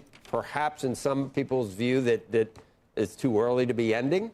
I don't think they have a choice. Well, I think that'll be a topic for conversation. And obviously, we're a sovereign nation. Israel's a sovereign nation. All the folks who say that President Trump is being dictated to by Israel obviously didn't watch when he very publicly said, hey, don't hit the gas installations anymore, publicly disagreeing with them. But at the same time, Joe, what I've heard from everyone, both Israeli and U.S. government colleagues, is that this joint operation has been unprecedented. And it's going to be one of the great stories coming out of this war is how the United States and Israel coordinated through CENTCOM down in Tampa and pulled this off jointly. It's really, really impressive. Right. And having the nerve to give the go-ahead to do it and still hearing about taco. Still hearing about, oh, yeah, chicken. After watching this operation and still having that, I mean, people, the tea is already coming out of a lot of people in mainstream media in their mouth. It's already, they're starting to say. Well, the mainstream media, as I always say, and CNBC is part of the mainstream media, by the way. But see, I really do believe the mainstream media is virtually the enemy of the people. I don't think the mainstream media is good. I don't think their intentions are pure. I don't trust the mainstream media. I don't think I ever will. At the end of the day, I can't. I have such a huge mistrust of the mainstream media.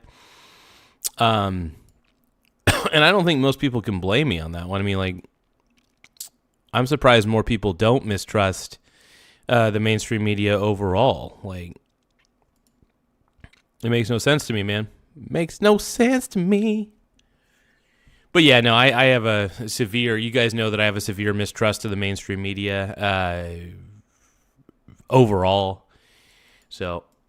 Before anything happens, even though all these facts, I don't know, you know what, we didn't talk about CARG, we didn't talk about the Strait, and I don't know what happens. Those are both important elements strategically with as you say, the 82nd Airborne on the way. I don't know what any of it means. So yeah, I think you need to keep the TV on, right?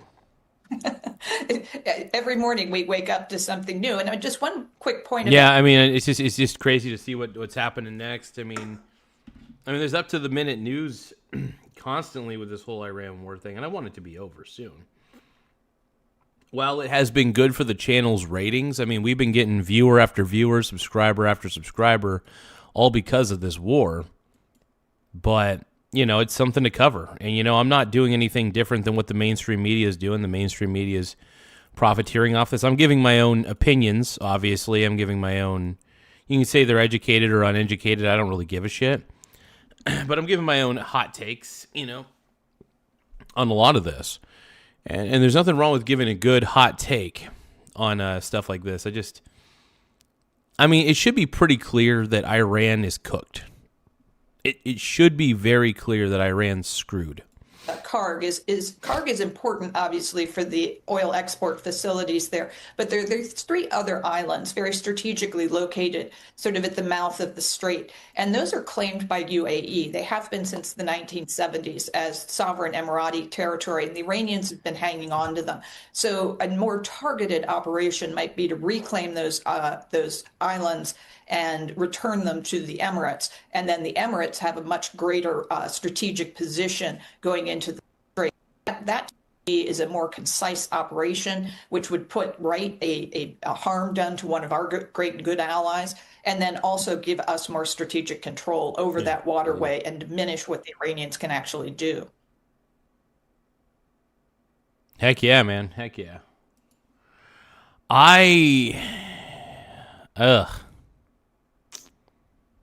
I'm not sure, man. Honestly, I'm just not sure. Oh, dude, the Critical Drinker finally made a video about Starfleet Academy being gone. Let's take a look. This is the woke. This is woke Star Trek right here. Starfleet Academy is woke Star Trek. Let's take a look.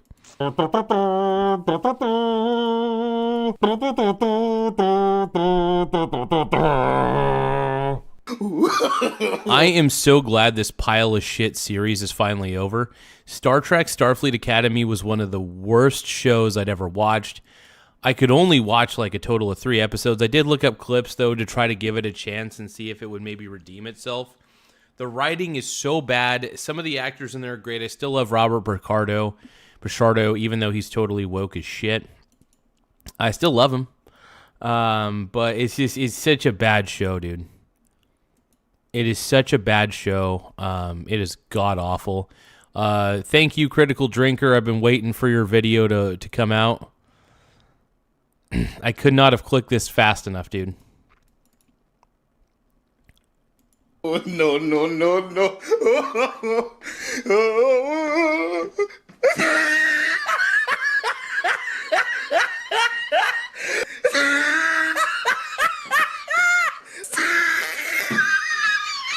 It's finally real, bro. It's finally real. Starfleet Academy has finally been canceled, as it should have been.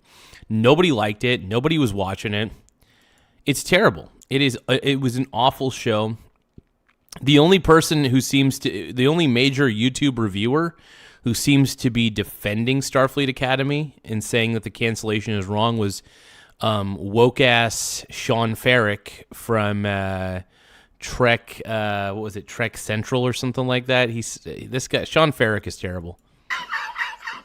You know, some decisions in life lead to such entirely predictable consequences that you wonder why they were even made in the first place. The Vindaloo curry from that dodgy takeaway down the road that leads to diarrheal outpourings of such explosive force that they threaten the structural integrity of both your toilet bowl and your rectum. The impromptu game of football in your late 40s with zero prep time that leads to a slipped disc and the grim realization that you definitely haven't still got it. Or in this case, the decision to release a new Star Trek show about an alphabet soup of sassy 20-something women and benignly agreeable pussified men as they enroll in the giant adult daycare center that passes for Starfleet Academy in the... Yeah, the writing for this was terrible too. Like all the characters were terrible.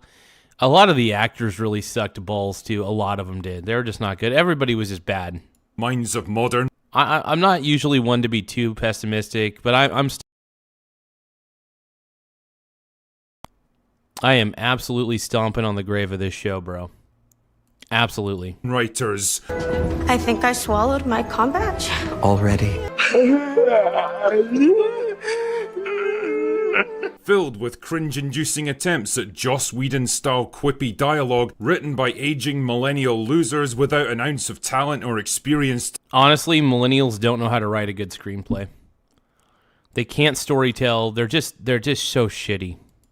To their names, desperate attempts to pander to an intellectually stunted Gen Z audience that has as much interest in Star Trek as I do with experimental feminist theatre, and rounded out with some of the worst set design, direction, and performances in the entire 60-year history of the franchise. And the result? A one-way ticket to cancellation town, baby. Population, Starfleet. No, and it deserved to get canceled completely. It's just one of the worst shows I've ever seen. I mean, it is by far the worst Star Trek to ever be created, to ever have been created. And when I watched that Sean Ferrick video last night, dude, I was cringed out by his reaction because he was so sassy about it. He's like, if you guys have basically anything mean to say, you really need to think about why you're thinking that. It's like, yeah, I already know why. I know it's shit. The writing is shit. Like, everything about this show was garbage. And it's so funny, you know, Sean Ferrick is trying to convince me that a pile of poop is actually worth investing in, basically. He was trying to convince me that a pile of poop was worth investing in. That's what he was essentially doing. Sean Ferrick, shame on you, brother. How about this, Sean Ferrick? How about you look in the mirror and ask yourself why the hell you thought this was a good series? Why the hell have you watched Star Trek all these years and then suddenly think that this is good Trek? This is not. This is the lowest of the low bar. Terrible writing, and Critical Drinker's going to educate us. All right?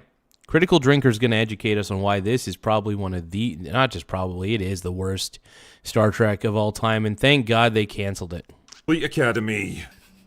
Oh no!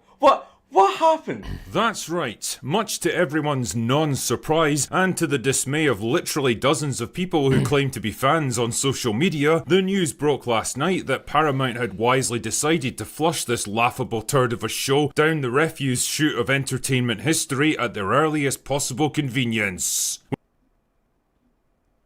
Oh, hold on. Which in this case means at the end of Season 2, which is only getting made because it was already commissioned before Season 1 even came out. You sure about that? You sure about that? And they're still going to release Season 2, obviously. They got it all filmed. They might as well put it out there. But yeah, I wonder if this was already kind of planned. I feel like the people who created Starfleet Academy after Season 1... after they got done filming Season 2, they were like, I think this is probably our last hurrah. Yeah. First off, I think the lesson here is fire Alex Kurtzman. Alex Kurtzman has been nothing but a plague to Star Trek. Absolutely 100%. Alex Kurtzman has been a huge problem. And I think he's... honestly, yikes. Alex Kurtzman, man, just get him out of there. Say no to Alex Kurtzman. That's all you got to do. Just say no to him. Anyway. Damn, man, talk about counting your chickens before they've hatched. These guys were counting them before the hens even started fucking. Now, remember how I said that Skydance buying over Paramount late last year was probably going to lead to some major changes once all the formalities were out of the way? David Ellison and his buddies had some breathing room to evaluate their lineup of projects, and that the first target for cancellation should absolutely be Star Trek? Well, there you go. Actually, now that I think about it, someone should probably do a wellness check on Robert Picardo. That dude looked more drunk than me even before the news broke. Oh, steady there, big man. Anyway, let us see what well, we love you, Robert Picardo. We know you're woke as hell, but we don't care.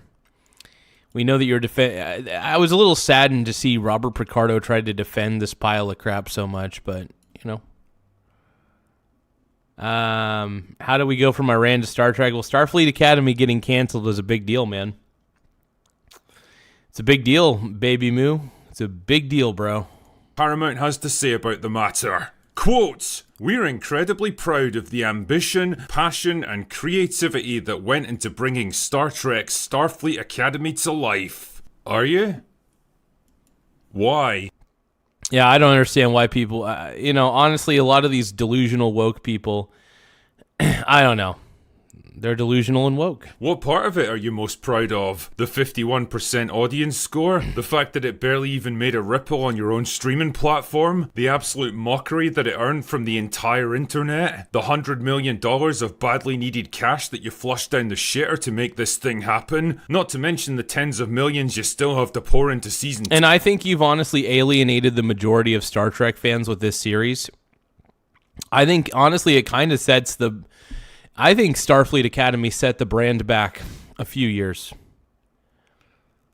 It was the most pessimistic brand of Star Trek I've ever seen. It's pessimism masked with an optimistic tone, but a lot of it is pessimistic as shit. It sucks. Starfleet Academy was the worst of the worst.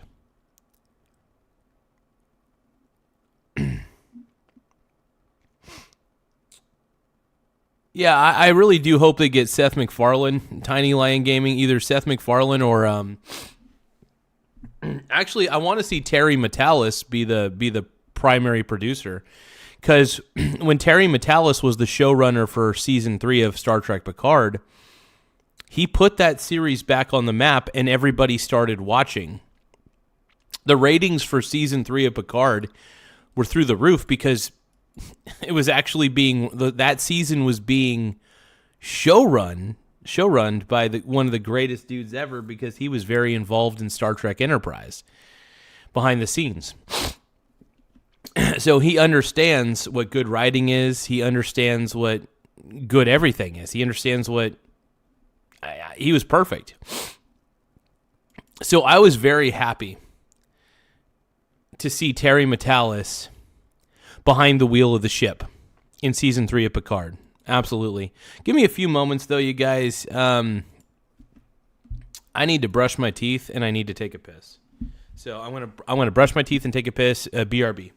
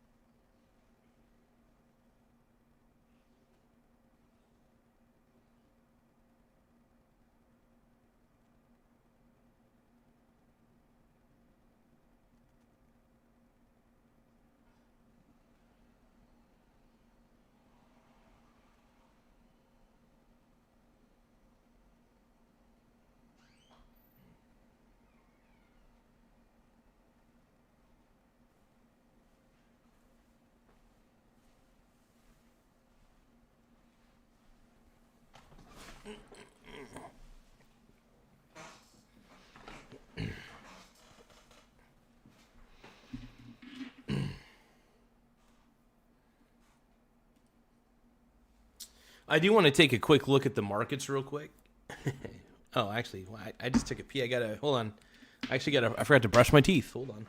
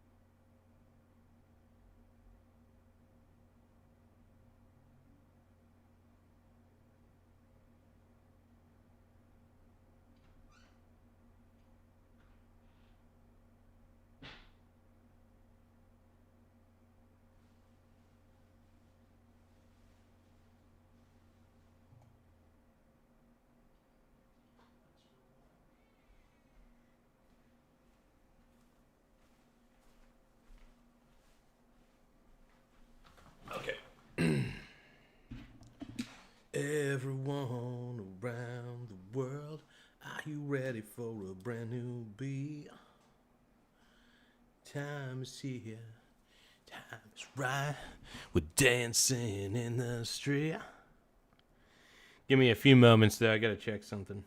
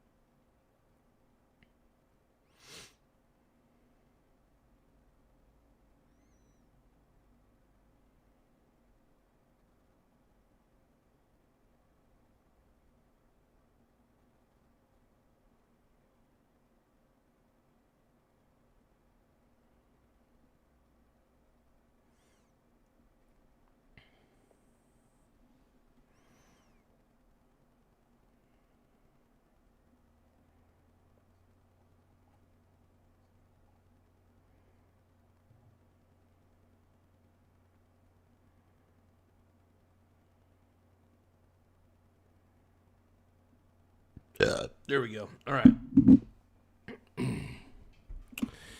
Let's keep watching. Oh. 2. Great plan. Thank you. He likes your plan, Chief. You know, it's worth pointing out that you could have made 6 Godzilla -1s for the cost of just a single season of Academy and still had enough left over to take the entire production team on a 2-week vacation to Hawaii. The series introduced audiences to a bold new group of characters, welcomed familiar faces, and expanded the Star Trek universe in exciting new ways. You sit on a throne of lies. Tell me, which new character was your favorite? The body... I like the gay Klingon. Positive hologram with learning difficulties, the other body positive cadet with learning difficulties who managed to swallow her own communicator somehow. It's my favorite. She's the GOAT, dude. She saves the ship, I bet. I bet she saves the series. I bet in season 2 she comes in the clutch. Oh yeah. I don't think anyone wants to crawl through her Jeffrey's tube.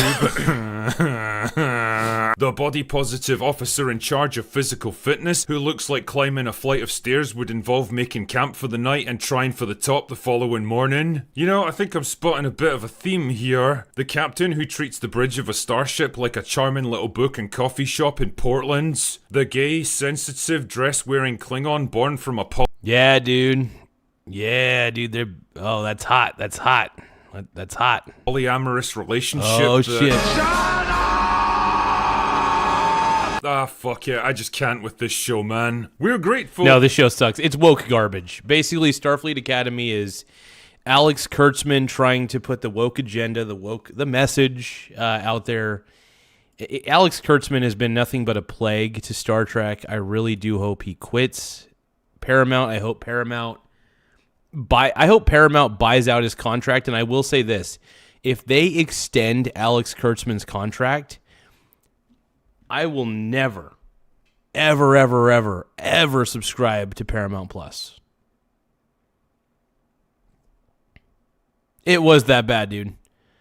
It was that bad. I watched like 2 or 3 episodes. I was like, it was rough, dude. It was rough. It was hot garbage. To Alex Kurtzman, Noga Landau, Gaia Violo, and the entire cast and crew. No, it was woke bullshit though, Tiny Lion Game, and it was in the spirit woke of bullshit. Gene Roddenberry's vision. It's all bullshit.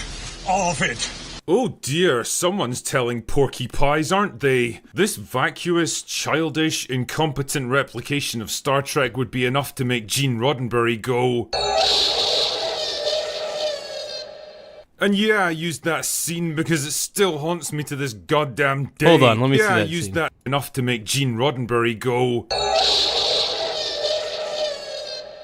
And yeah, I used that scene because it still haunts me to this goddamn day. I think we both know that if I was to go to his grave and play an episode of Starfleet Academy loudly enough, I'm pretty sure he'd rise from the ground, driven by pure rage at what had been done to his creation, and hunt down every single person involved in it. pray that I do not enact such a Machiavellian scheme. I think my favourite part of this might be the final sentence, though. We look forward to sharing the upcoming second and final season with everyone and continuing to celebrate the cast, crew, and all that was accomplished with this series. You sure about that?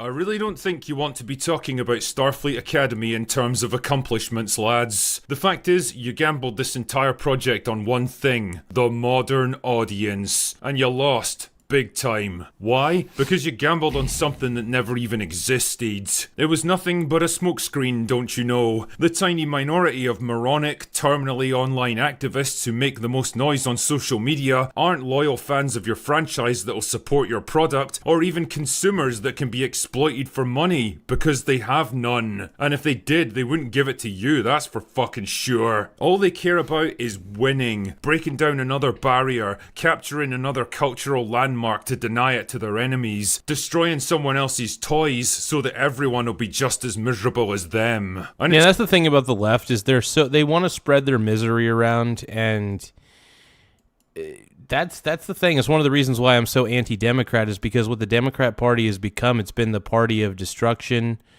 misery, scarcity mindset. Yeah, I mean, I'm not really much of a political guy. The only reason I get into politics is for the entertainment of this channel, for the entertainment of the audience. Other than that, though, I think politics is a zero-sum game. But no, I am very anti-Democrat, though. I'll admit that I'm not a fan of the Republican Party, but I am so against the Democrats that I am willing to vote Republican. That's what I'm trying to say. I am so anti-Democrat at this point in my life that I am willing to vote Republican, because I think the Democrat Party is too insane for their own good. The majority of people in the Democrat Party, I think, have a little bit of a mental illness going on. I don't know what it is.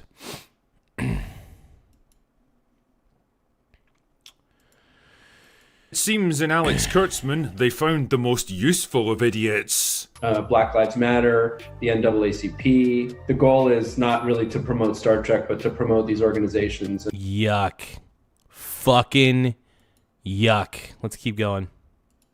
And to use our platform to be able to bring greater awareness to these very, very important messages and places. Honestly, if I was in charge of Paramount Skydance, I'd probably Batgirl Season 2 quicker than you could say modern audience, take the tax right down and save all the post-production costs. I mean, really, considering Season 1 opened to dismal reviews and never even managed to chart, who exactly do you think is going to watch Season 2 of a show that's already been cancelled and therefore has no future? Oh yeah, I mean, it's funny. I bet you that woke people are going to try. I think every woke person that thinks this is a good show is going to start watching it intentionally. But there's not that many woke people. I think the woke people think that there's more of them than we anticipate. No, there's not that many woke people out there, to be honest. If we're going to be truthful with each other, everybody, there's not that many woke people. Let's just be very clear about that. There are not. And the reason why the ratings are shit is because people realized how overly woke this show was. And the old saying goes, once you go woke, you go. If you want to go broke, you go woke. Or go woke, go broke. I don't know. One or the other. And either way, if woke equals broke, you know. So any sort of woke production is something that people typically don't want to watch because they're like, this fucking sucks. And most of these woke people are so brain dead and they're all collectivists. So they don't have a lot of individual thought processes. They're more concerned about what the collective thinks rather than what they think. So all the writers they get are collectivists. Collectivist writers are terrible writers. You need an individualist. I think individualist writers tend to be the best, ones that could think for themselves, ones that can formulate their own thoughts without relying on the group entirely. So that's why I think a lot of the writing sucks in modern day Star Trek or any modern day woke bullshit that's being put out there. And this is woke bullshit.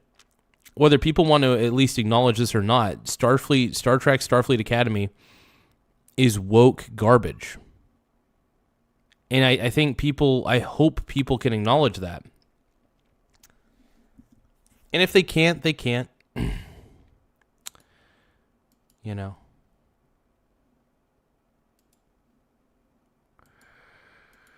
But that's just the way it works, man. That's just the way it works. It's the wokening.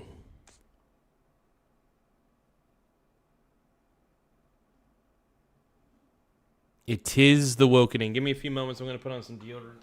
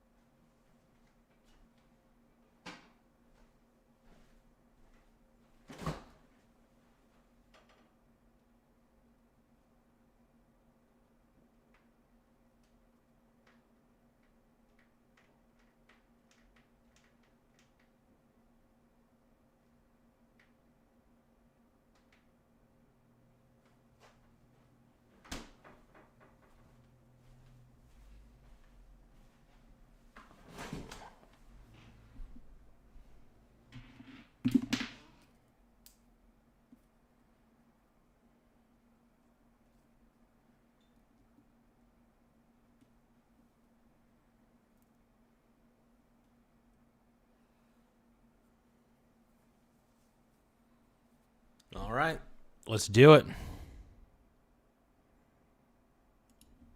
Save the money, save the embarrassment, save what's left of Star Trek's legacy, and... No, what happened to... What's up with Vance, dude? What happened to J.D. Vance? Let me take a look. I'm going to look up J.D. Vance. What's J.D. Vance doing? Let me look at the news.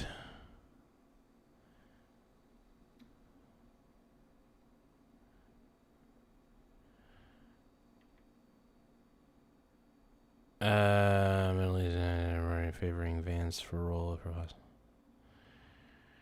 Oh, okay. They're going to use J.D. Vance for peace talks? That sounds good to me, man. I don't see anything wrong with that, man. JD's very capable. JD's a very intelligent guy, so I'm down for that. Give me some JD, dude. Just kill this horrifying, misshapen abomination right now. By all accounts, Alex Kurtzman's contract expires at the end of the year, and he's currently in talks with Paramount about his future at the studio. Now, if they have anything even remotely resembling common sense, the only conversation they should be... Yeah, if they extend Alex Kurtzman's contract in any way, shape, or form, I may have to just boycott Paramount in general. Having with him is, which moving company are you going to use to clear out your office, Alex? And how can we speed things up? Starfleet Academy isn't just the death rattle of modern... No, Alex Kurtzman's been a plague. He has been a plague to Star Trek. I just hope Paramount does the right thing. And look, if Paramount decides to keep him, maybe rework the contract and have him stay as far away from the Star Trek franchise as possible. You know? Star Trek is the final expulsion of toxic, putrid gases from the bloated, decomposing corpse before the whole thing collapses in on itself.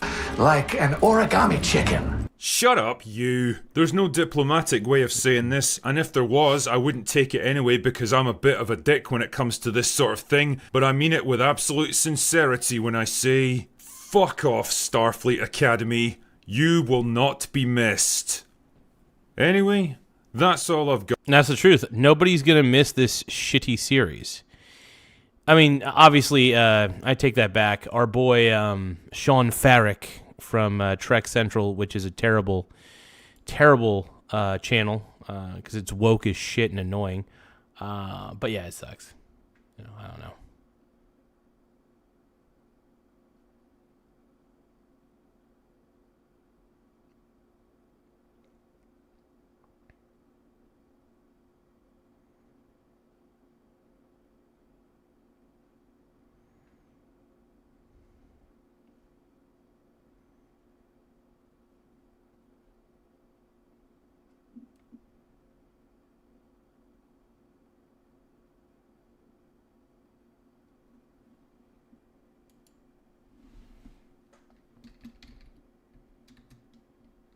Give me one moment, everybody.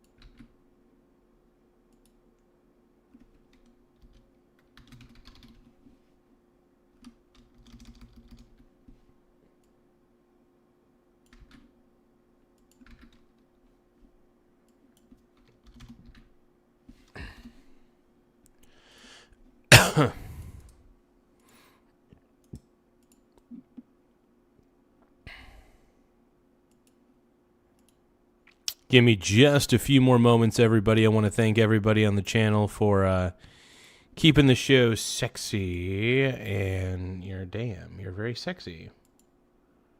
Here we go. All right, let's keep watching, man.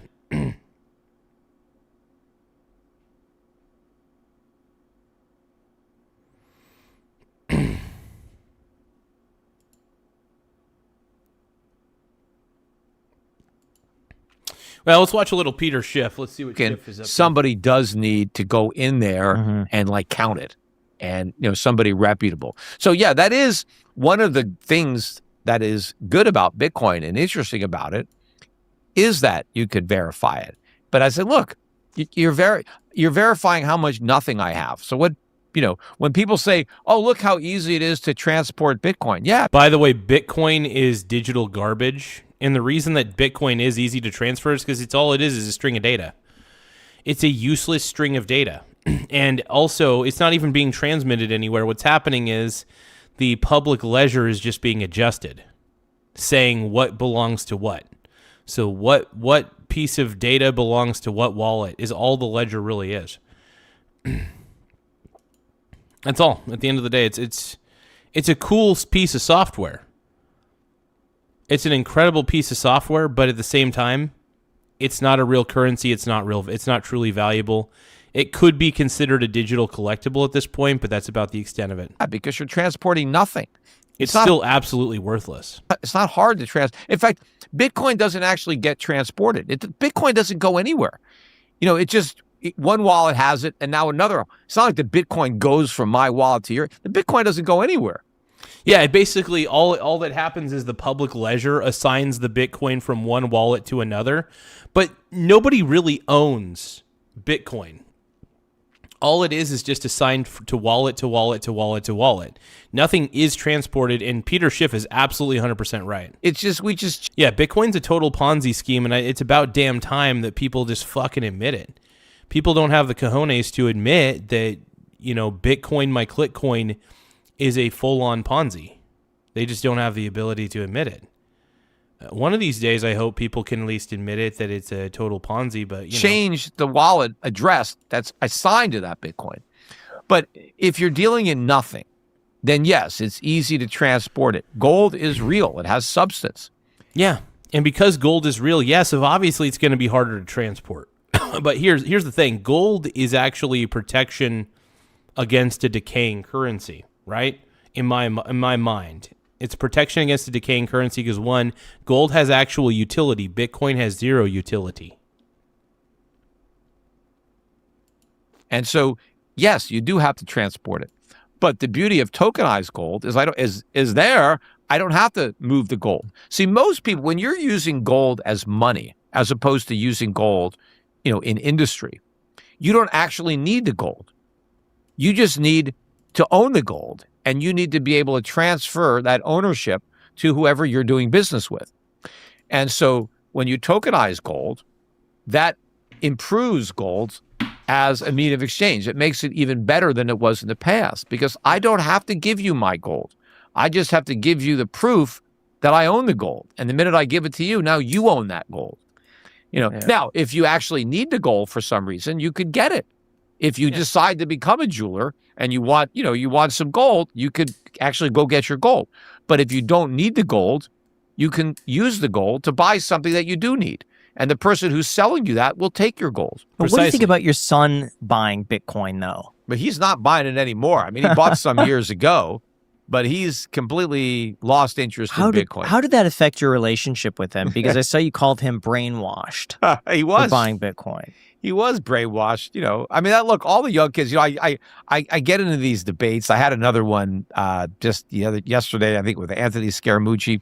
And, they always like... It's funny how Peter Schiff is probably the most reasonable guy, yet the people in the Iced Coffee Hour comment section were dissing on him for dissing on Bitcoin. Dude, you should be ashamed of yourself for owning Bitcoin. I'm ashamed of myself for owning Bitcoin. I got into it early. I never sold it, so I just bet against it and made a lot of money betting against it. But granted, I think that Bitcoin's an absolute Ponzi scheme. It's totally worthless. It's absolutely worthless. Bitcoin, I mean, all cryptocurrencies ultimately have no intrinsic value. I mean, literally, it's just strings of data. All Bitcoin is a public ledger for strings of data assigned to different digital wallets within the blockchain. That's it. There is nothing miraculous. I mean, I'm not going to lie. It's a really cool piece of software. I do like the whole proof of work concept. That is fascinating. But at the end of the day, Bitcoin is just as much of an energy drain on society as AI is. You know what I mean? AI, granted, at least AI could be utilized towards productivity. When you're mining Bitcoin, you're literally mining worthless strings of data that aren't backed by anything of true value. And people say, no, the software is its true intrinsic value. How is that? It's open source software. Meaning that anybody can take that source code and create their own Bitcoin copycat network. And then what happens is that creates instant competition for Bitcoin. Now, the only reason people get into Bitcoin or any cryptocurrencies at all is because they think that there is a greater fool out there. They believe there's a greater fool out there who is going to purchase that Bitcoin for a higher price because they're dumber than the person who bought the Bitcoin originally. So it just depends ultimately who is the greatest fool. Basically, who is the person who buys at the highest price. Now, all of my investment strategies revolve around intrinsic value. All of them. Every time I swing trade, every time I invest, I am looking for what is the underlying value of the assets that the ETF is holding. For example, exchange traded funds, ETFs. A lot of them are index-based, so a lot of the time I get into the small-cap index-based ones because it's diversified, and I'm able to swing trade the price movements, the volatility, because the market's always going to be bipolar. So I'm constantly investing in index ETFs, but every single ETF that I swing trade has something within it that is intrinsically valuable, that is actually truly valuable. The Eagle says, oh, wait a minute, hold on. William Bentley 7057 says, it's just a stock market that isn't regulated by the SEC. It's more than that. So here's the thing. The crypto markets, even though they're not regulated by the SEC, you are literally honestly, people are trading worthless pieces of shit. The difference between crypto markets and the stock markets is that when you're trading stocks, you're actually trading real companies that do something. When you're trading crypto, you're trading basically digital strings of data that ultimately do nothing and are not backed by anything. That's the major difference. Intrinsic value matters. Make intrinsic value great again, because nobody seems to give a shit about what the underlying value of the asset is that they're getting into. Basically, only gamblers get into crypto. I think if you get into crypto, you're a degenerate gambler. And yeah, is that judgy? I don't give two fucks. It's very judgy. I will say it. I think it's just crypto. The reason that cryptocurrency is gambling at the end of the day is that you're literally participating in greater fool theory on a digital scale. You compare Bitcoin to gold real quick. If I compare Bitcoin as a pure product and I compare gold as a pure product and I take the market value out of each of those, I could tell you why gold is far more valuable than a string of data, right? It's pretty obvious that Bitcoin at the end of the day is just a string of data, and it really has an intrinsic value of 0. Gold at least has utility, usefulness, things like that. I'm not a fan of crypto, even when Trump gets into it. In fact, I constantly make fun of Trump for being such a crypto shill. Hold on, let me. There we go. That seems to get the focus back. Anyway, look, I'm constantly dissing on Trump for being a crypto shill. I actually hate the fact that him and his kids are into cryptocurrency. I think that cryptocurrency is probably one of the stupidest. It's not even an investment in my mind. It's just basically idiot. It is greater fool theory on digital steroids. To say, look, it's the young kids, you know. Yes, all the old people in our generation. Sent chili for 6 jewels. Thank you for the chili, my brony bro. I appreciate the chili. No, but thank you for sending that, man. I really greatly appreciate it. We do appreciate the chili on this channel. So we're chili boys. But everybody give a shout out to the Eagle for sending a little chili pepper for 6 jewels. I appreciate it, bro. But yeah, no, I at the end of the day, crypto is gambling, and it's the only reason that people trade crypto is because they're hoping that some other moron stupider than themselves. I love chili, dude. I love chili. I'm a huge fan of that shit. I love it.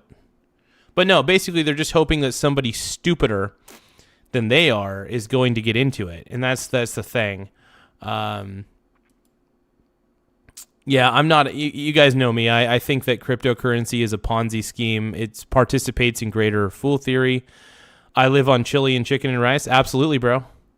I absolutely do, and that's one of the reasons why I have such a good portfolio, is because I don't starve myself, obviously, but I don't go to restaurants. One of the reasons why I'm not in debt is because I don't go out to eat. I want to say this right now.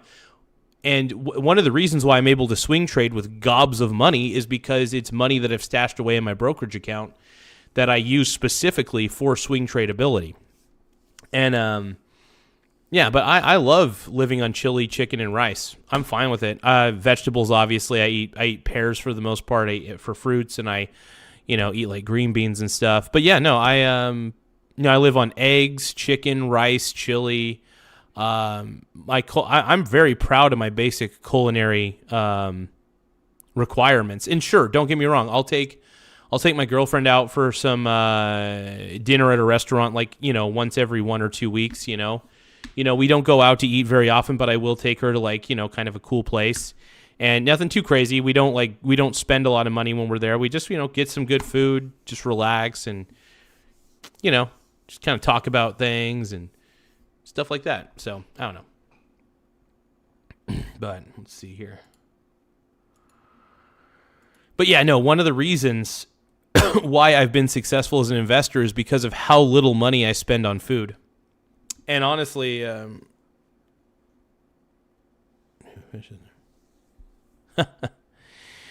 mean, the thing is, it's like, I love, I'm a big fan of just, eating eggs is honestly, I can't say I would be able to live on eggs, but honestly, I love eating eggs every day.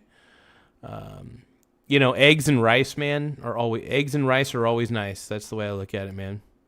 What about chicken Alfredo? Well, chicken Alfredo is pretty good. Generation, we're buying gold, but it's the young generation, the kids who are buying Bitcoin. And I'm like, yeah, exactly. It's funny because I think the only reason, it's sad because I don't think a lot of kids are educated on intrinsic value.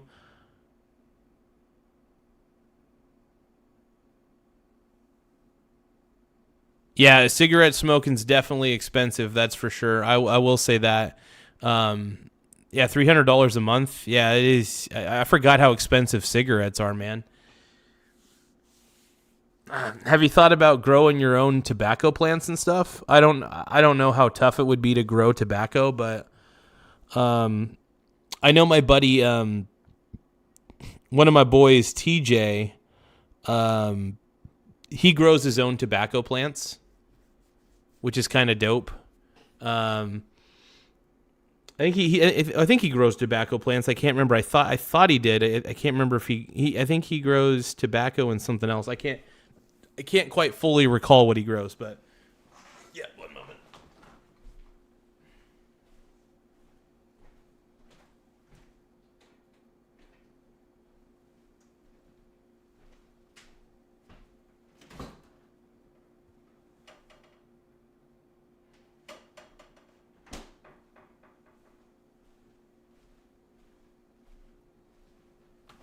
Alrighty, okay. We're back.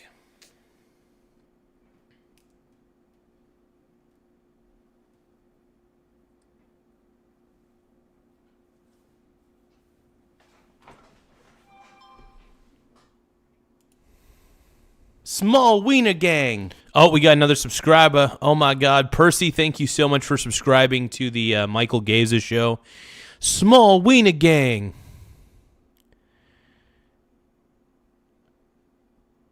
Yeah, I was going to say, I mean, growing tobacco might be more affordable. I'm not too sure. I mean, I think it would be more affordable, maybe even better. I'm not, I just want to let everybody know I'm not encouraging people to do that. I'm just saying that, like, me personally, if I was still smoking cigarettes, I would consider trying to, like, grow my own tobacco. That would be my consideration at least, but that's just the way I see it. Let's see.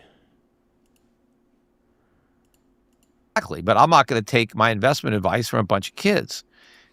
You know, kids make mistakes. They're new. Yeah, and here's the thing. A lot of kids who keep promoting... I see all these crypto channels where everybody's like, you should get into Bitcoin or else you're going to be poor for the rest of your life. Honestly, if you get into Bitcoin, chances are you will end up poor as fuck because you're basically the bag holder at some point.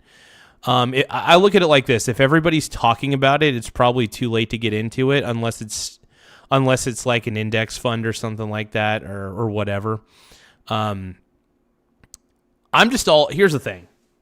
My belief is this. I want to have a diversified portfolio. That's always been my goal. I already have a diversified portfolio, but my goal has always been maintain a diversified portfolio of stocks, preferably, and other things, and make sure that I am heavily, heavily diversified in things that have intrinsic value. I want to be exposed to things that have intrinsic value. I believe that matters very heavily, and it can't be, honestly, I don't even believe it could be overstated enough. I think it's important to be exposed to things that have intrinsic value. It's a big deal to me. I do want to check the markets real quick, just because I have been swing trading index ETFs, and that's been wildly successful, and I'm very happy about that. Swing trading is a fun deal, man. I really do have a good time. Well, it looks like the small cap U.S. stocks is going up. That's cool. Are going up. Let's see. 29.31 per share.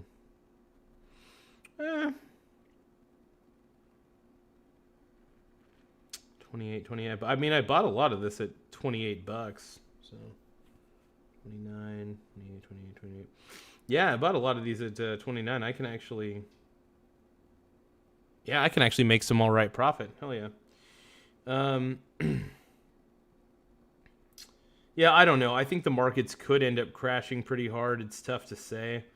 You can never really predict when the markets will crash, but the goal is to always. My goal is as somebody who loves to swing trade, like 4 or 5 ETFs.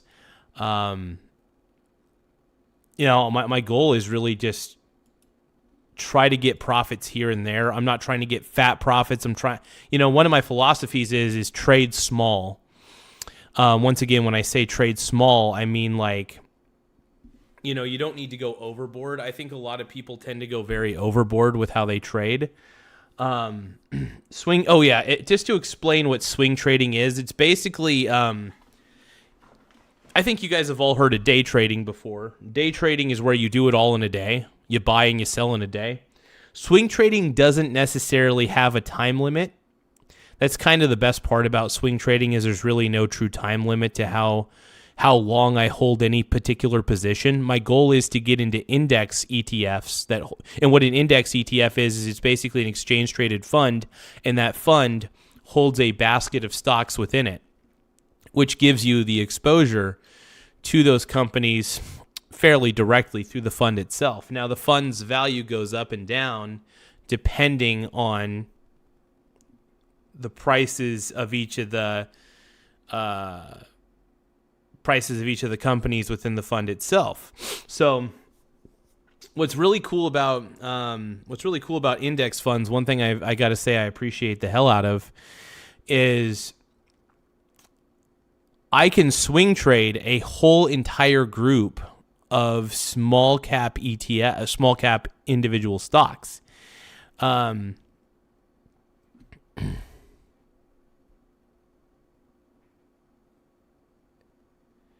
So let's dissect this real quick. William Bentley 7057 says, from my understanding, he invests in companies that have moderate really good practices when they are experiencing a low in price due to general economic standing.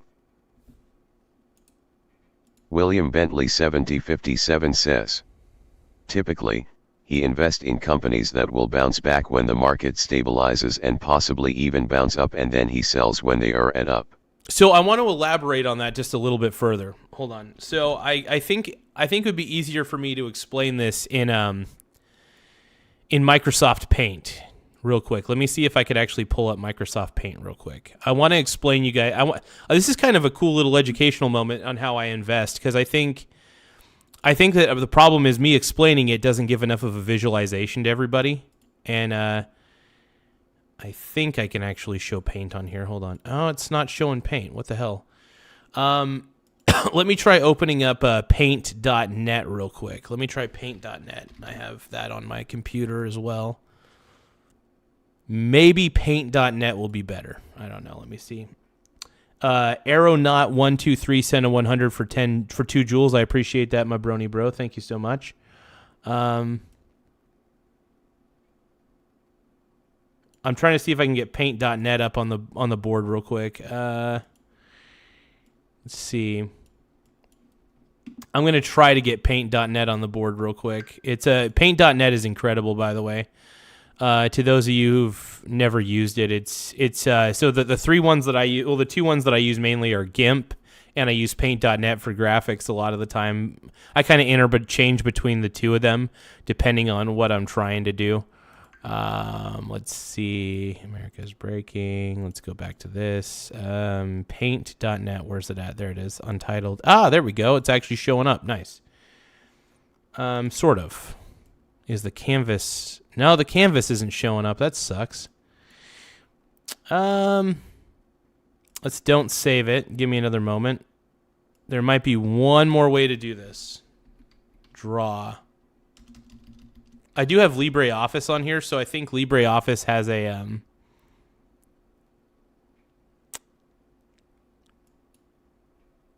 okay, LibreOffice Draw is actually kind of good. Let me pull that up real quick.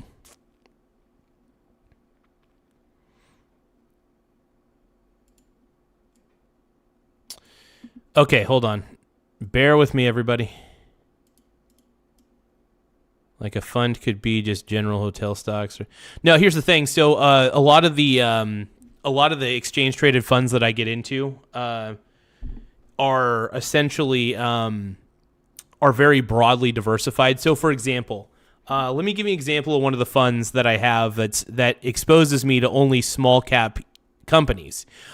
This is the U.S. one. This is the SCHA. It's the Schwab U.S. Small Cap ETF. The reason I like to trade small cap ETFs is because the volatility is much more violent, and I like the violent volatility. So, for example, this particular fund holds up to 1,718 holdings in it. It's probably hard to see. But yeah, so the this particular one, 1,718 holdings, they're all small cap, and what small cap essentially means is it's the market capitalization of the company itself, what the market grades it at. So a lot of these companies tend to be like under $1 billion, I believe, in market cap. Either way, a smaller market cap, believe it or not, is really a good thing. Developing a pen that could write.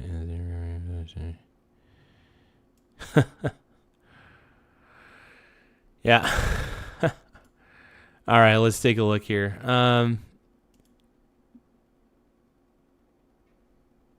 But yeah, give me a few seconds.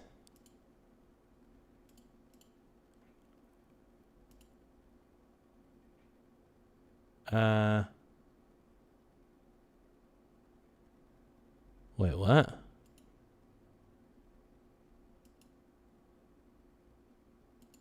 Hold on. Huh. You know what? Scrap it. We're just going to scrap it. I'm just going to try to explain a little bit further. So, 70%, I just imagine, if you guys will. Actually, you know what? I'll just type it in the chat. That might be easier. Let me just type it in the chat real quick. That way we can all keep up real fast. So 70% of my portfolio consists of stocks and ETFs that I hold. This is not financial advice, everybody. Not financial advice. That I hold for the long term and never sell. I tend to use the dividends I receive from these in any way I see fit. That's the first part of my portfolios. This is 70% of my portfolio. Virtually consists of stocks and ETFs that I hold for the long term, and I never sell them. I let them appreciate. I let them do their thing. I let everything kind of work itself out, right? Now, 30%, this is not exact numbers. Sometimes it can fluctuate from 25, 30, 35%, but we're going to say 30. We're just going to round it. 30% of my portfolio contains 5 ETFs typically that I swing trade. There is no time frame for how long I hold on to these ETFs. I buy these ETFs gradually as they dip in price.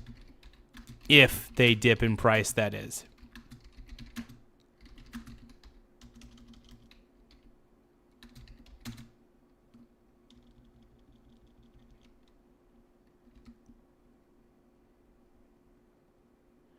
So essentially how my strategy works overall is 30% of my portfolio is actively traded, and I have 5 specific ETFs that I assign to active trading. The rest of the ETFs in my portfolio, along with my individual stocks, are left sitting there, appreciating in value over time, paying out the dividends, doing what they need to do on their end, right? So what I'm essentially trying to tell you guys is this is just how I invest. This is the main way I invest. I'm very happy about it. It's just the way I do biz. It's the way I do my business, and I'm very proud of it, man. But let's see here.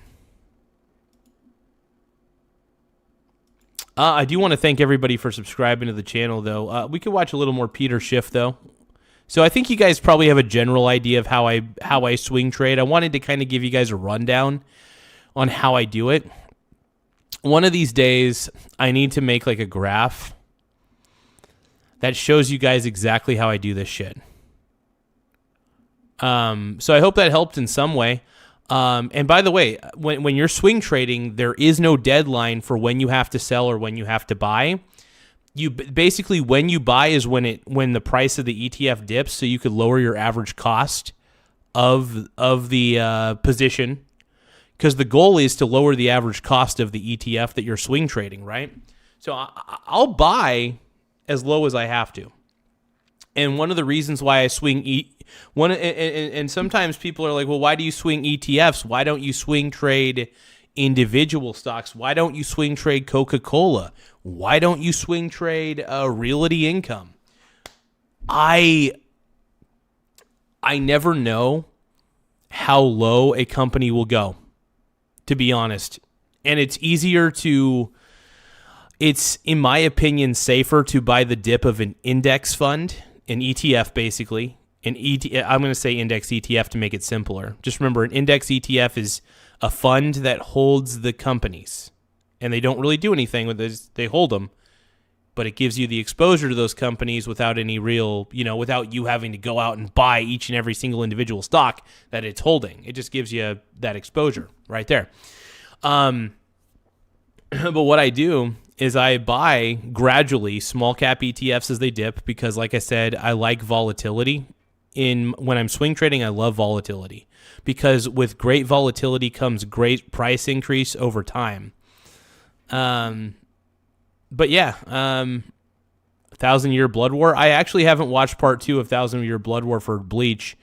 So I gotta actually do that one of these times. I gotta finish Bleach, man. I gotta finish watching that.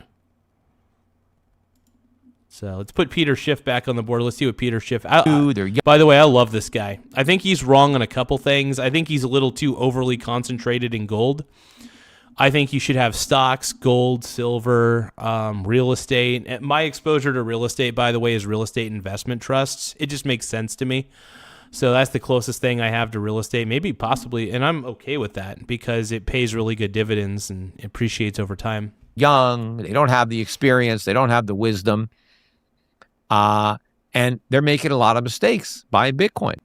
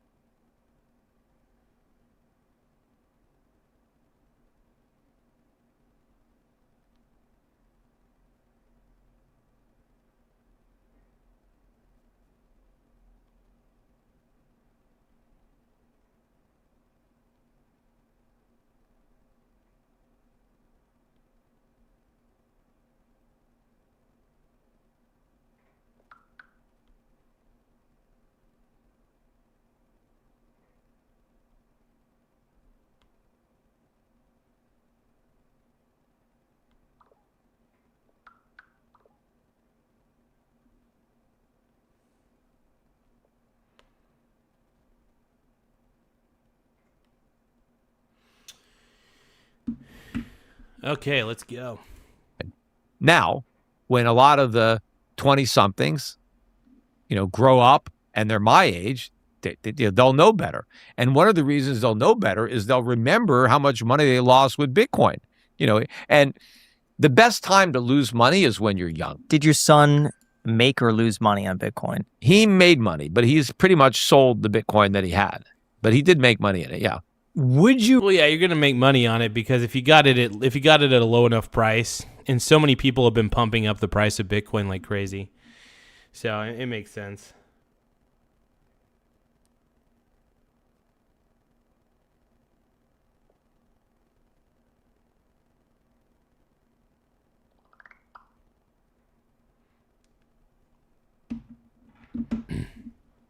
You rather have 1 Bitcoin right now or 1 ounce of gold, but 100% you had to hold on to both for 5 years? Oh, well, obviously, if I had to hold on to them both for 5 years, I think the ounce of gold will be worth more. But I think he's right because a lot of people are slowly realizing, not slowly, I think most people with a functioning brain realize that Bitcoin is a Ponzi scheme, but I think more people seem to be waking up to that fact that it actually is. Thank goodness. Let's see. That frieze looks a lot like Jon Stewart. So I don't know about the guy wearing it, but the shirt definitely voted for Kamala. It's probably not even made in the USA. I will say Peter Schiff, as much as I love the guy, he's definitely... he seems to be, I don't know. He's an interesting fellow. I like him. He's fascinating. I like his philosophies on finance. They're a little pessimistic, but he is right on a couple of things for sure. Obviously, if I could sell right now, I would take the Bitcoin. I would immediately sell it. But maybe if you gave me that Bitcoin, I can find a way to hedge it somehow. I could short something or get some kind of derivative instrument, because yes, there is a high market price right now. Bitcoin is 6,000, and gold's only 5,000. But hey, man, that might actually reverberate in the markets really well. Hold on, I see what you said on there, Annie. Let me take a look here. Let me see how that reverberates.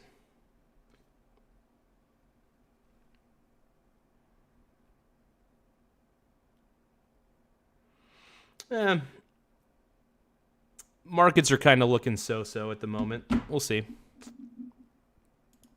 Bitcoin is going to continue to lose value relative to gold. Eventually, it won't have any value whatsoever. But, I no longer think Bitcoin is going to zero anytime soon.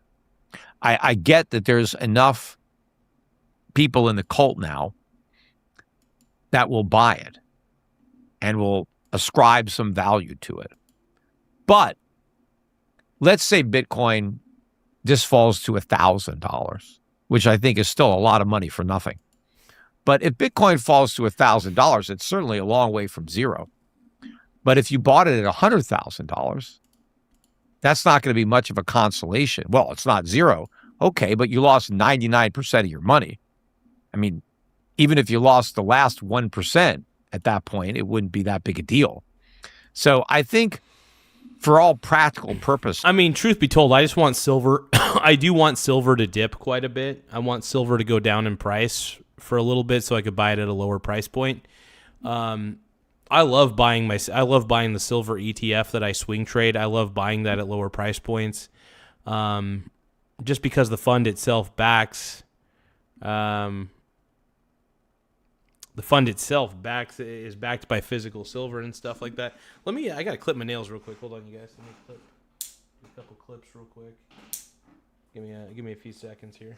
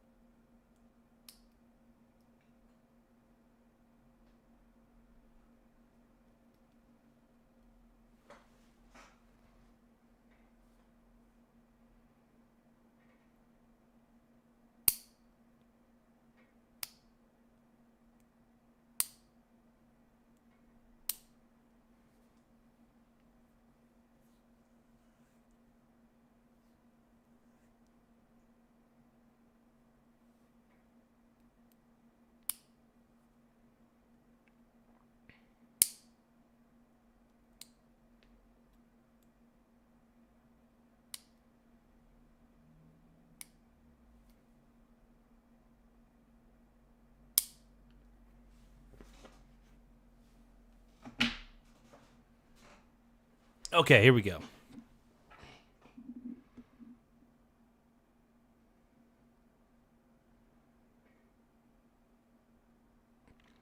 Trump coin. Oh my God. Yeah, Trump. Oh God. Yeah. All crypto is grifto. That's my motto. All crypto is grifto. Crypto's grifto. Everybody. Woo. For most people who own Bitcoin, it may as well be going to zero. They're going to lose almost all of their money. What is your son investing in now? I heard he's getting big into AI. That's it, right? He's not investing in anything. I guess he's just investing in his career or trying to work. But yeah, he's very much into AI. And he was into gold. He was into gold and silver before he got into Bitcoin. And so he lost interest in gold and silver when he discovered Bitcoin. And then he lost interest in Bitcoin. I think Peter Schiff's son is just a degenerate gambler. That's what it sounds like, man. Peter Schiff's son, if you go from investing in silver and gold and then you suddenly go to Bitcoin and then you get rid of your silver and gold and say Bitcoin's the future, I'm sorry, that's degenerate gambler behavior.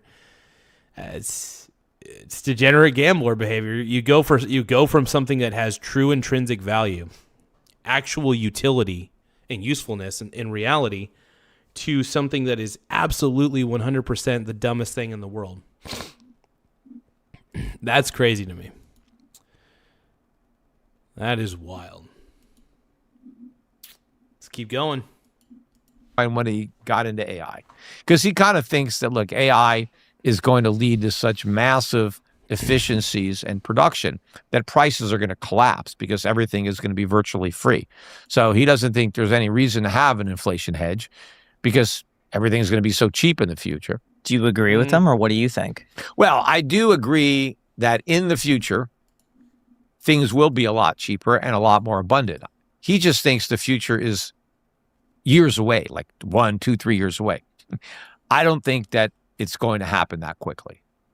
Even though what's happening with AI and the technology is certainly evolving very quickly and it's getting a lot better very fast, I don't see that it's able to translate into that kind of productivity in that short a period of time. I think it's just going to take more like decades, not years. And but I think there will be some benefits in the near term, just not to the degree that he seems to believe.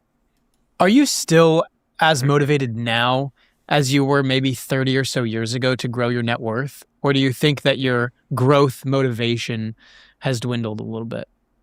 Well, I mean, my net worth is high. Well, yeah, that's the thing. I mean, once you get a certain net worth, your goal is really just to preserve your wealth. So, and the best way to preserve your wealth is just to keep a very diversified portfolio. Have a portfolio that has precious metals in it. The Eagles wondering, I don't know if I'm feeling magic tonight, man. I got a lot going on. I've been doing the show. At least I've been trying to do the show as much as possible, and then I got a few things I got to take care of. I don't know. I just got a lot going on. I also got a big weekend ahead of me, and I've just been stressed out, to be honest. So the best way to cure my stress is just to focus on the things that I got to focus on. And if I was to play Magic tonight, honestly, I would be too stressed out to even want to play. So it'd be better. I'm better off just, doing what I'm doing now, doing the stream,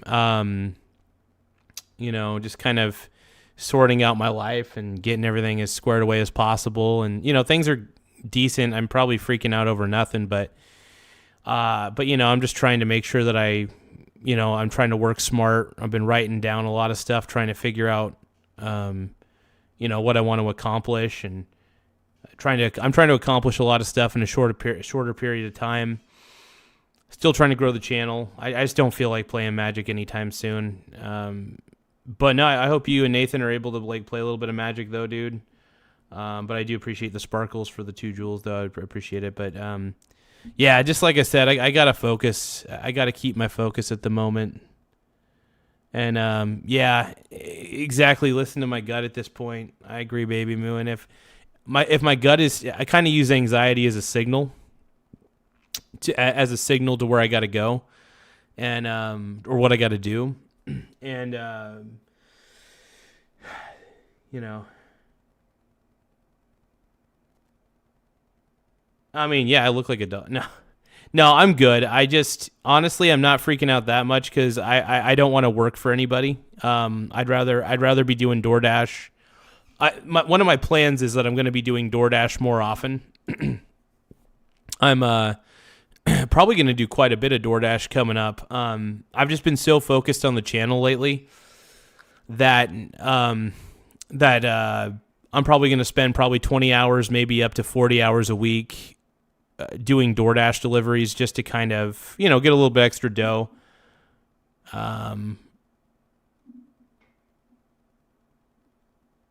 Yeah, I don't know. I just don't want to work for anybody anymore. I've gotten to a point in my life where I'm like, I've gotten to a point in my life where I'm in a good spot. I'm in a better spot than I've ever been. I want to really make sure that I'm focusing on the right stuff right now. I'm taking my time to relax, of course. I'm still taking my time to go on walks. I've been going on hour-long walks as well, to keep my physical fitness intact. Oh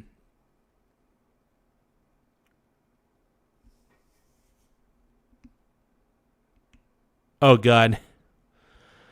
Oh no, free makeovers and stuff. Now, actually, honestly,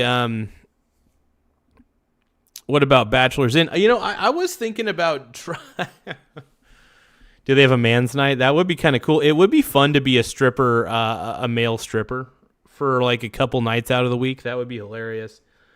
Honestly, I'm actually kind of shocked that Coos County doesn't have a gay bar. I'm telling you, dude, if Coos County had a gay bar, I would dance, like a gay strip club, I would dance there. Because I'm what you would call twink bait, which means I look like a twink, but I'm built like a bear, So that would be hilarious, dude. That would be fucking hilarious. But yeah, no. That's some funny shit, though. Thank you so much for the sparkles for 2 jewels. I appreciate the sparkles. I will say this. It's not letting me highlight the gifts anymore. I could read the gifts, but I can't highlight them for some reason. But no, Mr. Eagle, I do want to thank you for the sparkles for the 2 jewels. I do appreciate it big time. And hashtag power bottom. But yeah, no, we're really kicking butt. I will say the show's kicking butt. The show's doing a lot better than I would have ever anticipated, so I'm very grateful for what I've been able to accomplish on the show. But yeah, I think, we can only do what we can do on the show. And like I said, I've had little bits of anxiety here and there. I just feel like, there's a lot I got to do, a lot I got to try to accomplish.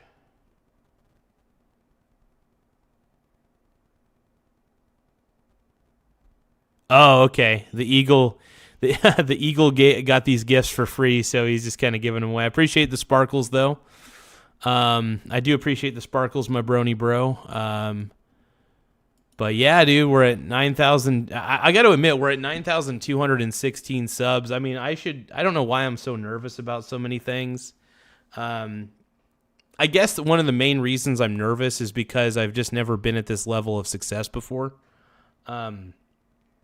I really haven't. Like, I have never really truly been at this level of success in my life. And I think it's actually kind of intimidating to me. And I'm trying to unlearn that level of behavior. I mean, I'm at a point in my life where I technically don't have to work for anybody. I still have to work, but I don't actually have to be micromanaged by a manager. Like, it's great. Like, I actually have a lot more freedom than I actually had before. Thank you for the happy poop yum yum. I appreciate it. Happy poop yum yum. Happy poop yum yum. Happy poop, happy poop, happy poop. Yum yum. But yeah, thank you very much for the happy poop yum yum. I appreciate it. And It's amazing, man. Give me a moment.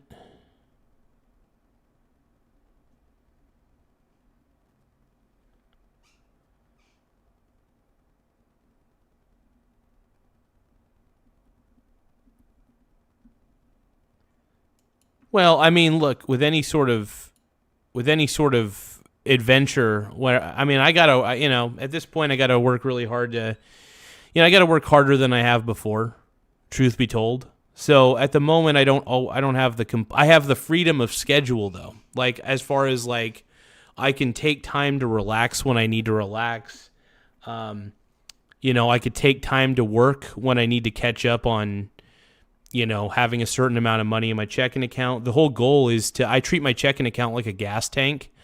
I consider $10,000 to be at the full line.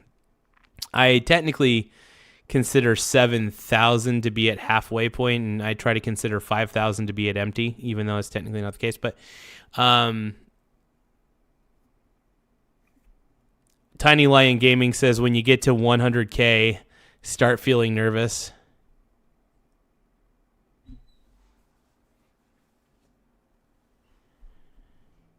Did you know that Andy Samberg is starring in a cartoon about a Nicolas Cage-style archaeologist? That's awesome, dude. Holy shit. Now, Andy Samberg's the man, though, dude. I love that guy.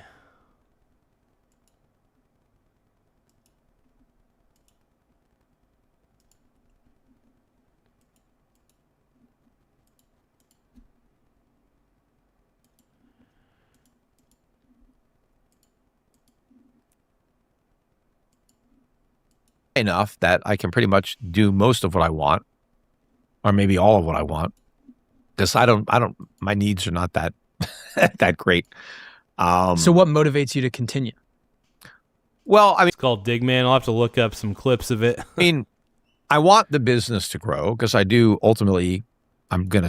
Well, I got to admit, man, Nick Cage. So there was a skit on Saturday Night Live back in the day where the actual Nick Cage sat next to Andy Samberg, dressed like Nick Cage, and Andy Samberg's Nick Cage impression is incredible, because he's like, "I just want to thank you, Nick. You have a lion's heart, and we got to do our breathing exercises. Yeah, you're an amazing man, Nick. You really have improved." I'm trying to think of some Nick Cage shit. I just want to let you know that Nick Cage is one of the greatest actors of all time. And if Nick Cage had a clone of himself, he would have a lot of sexy time overall. But Nick Cage is one of the greatest of all time. Let's see. White Eagle says, which I considered to be the pinnacle of Nick Cage impressions, right next to Nick Cage himself. OMFG. We got to find the Declaration of Independence. Okay, my Nick Cage voice is... I feel like I slowly go from Nick Cage to like Patrick Bateman from American Psycho. A little bit. It's like, I'm 23 years old. I live in a New York high. See, he goes to Nick Cage again. Damn it! I'm not a good voice impressionist, except for my Nick Cage. I do feel is fairly spot on majority of the time. So I do feel like I'm on par with. I think Andy Samberg does a better impression though, but you feel like you. That's a good comment. I like that.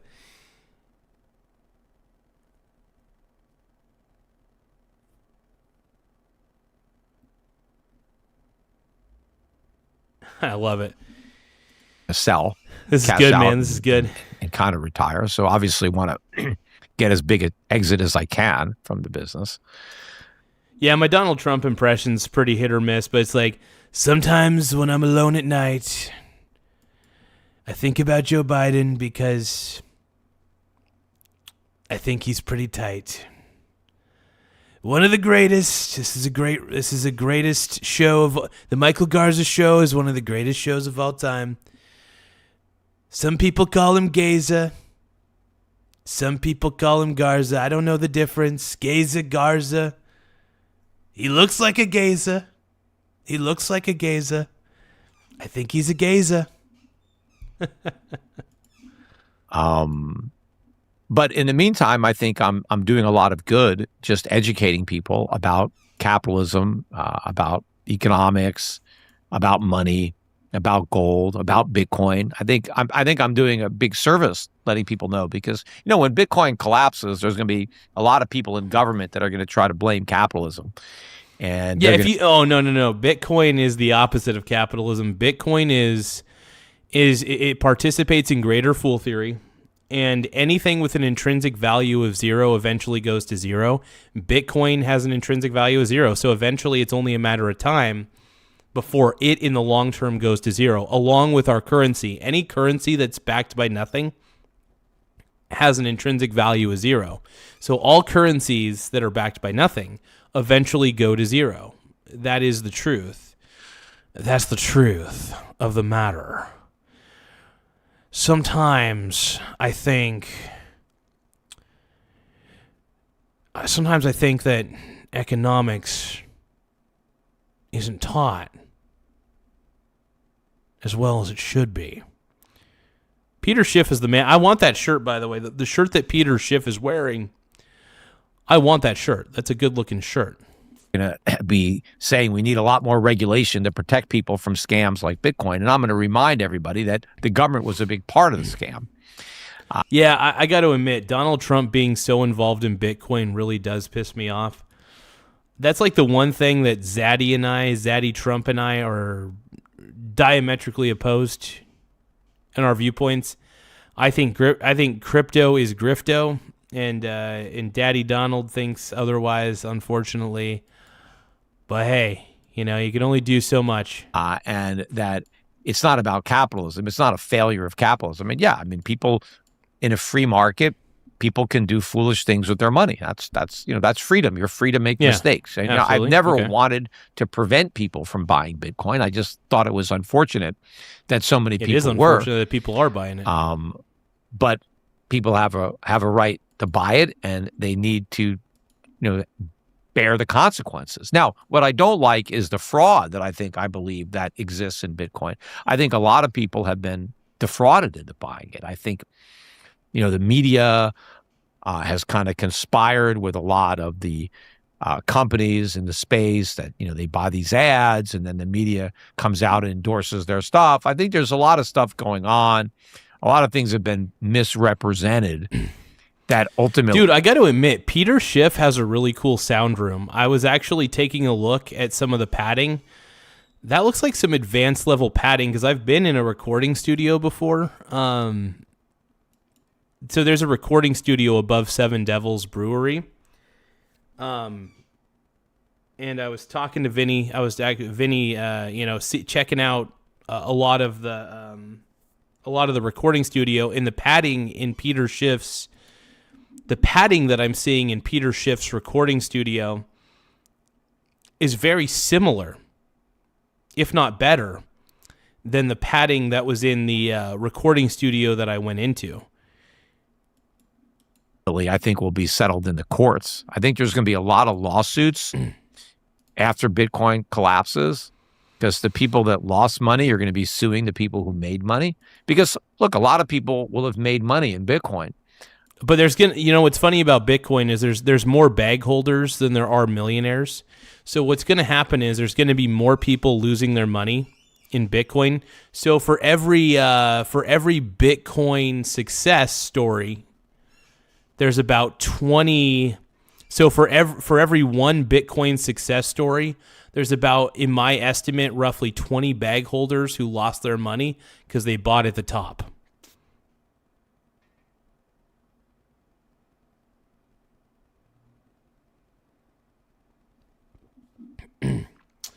Ty swore by using cardboard egg containers on 3 walls.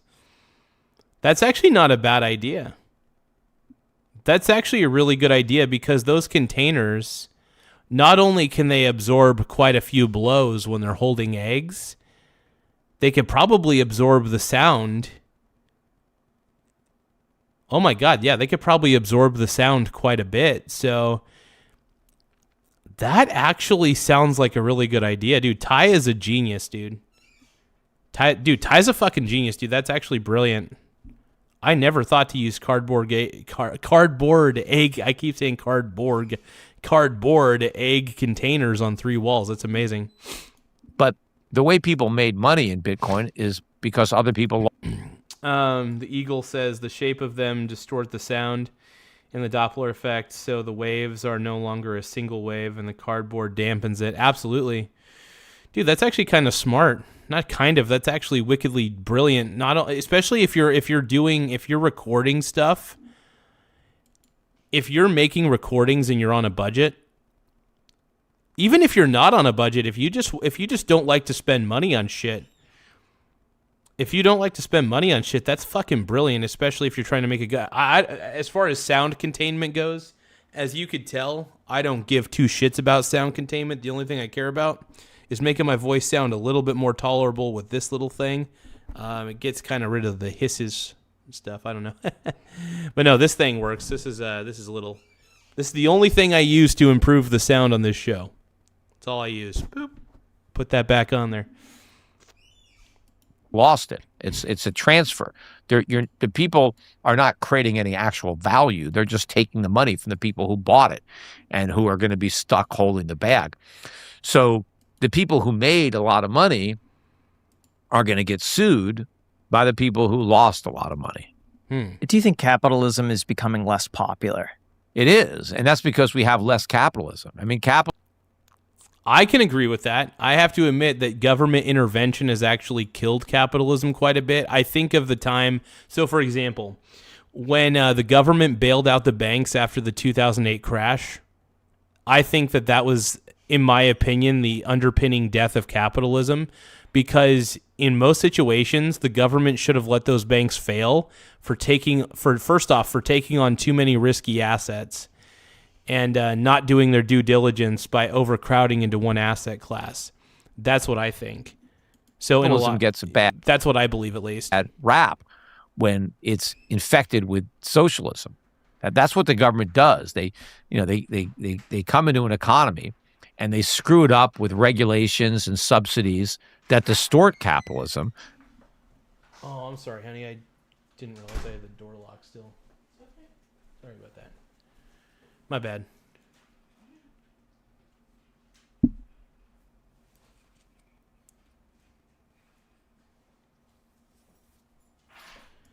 That create problems. And then they blame those problems on capitalism. And the solution is, well, we just need more government. And that just makes the problems even bigger, which is great for government because now they have something else to blame on capitalism. And so it always ends up that government gets bigger and bigger and we have less and less capitalism.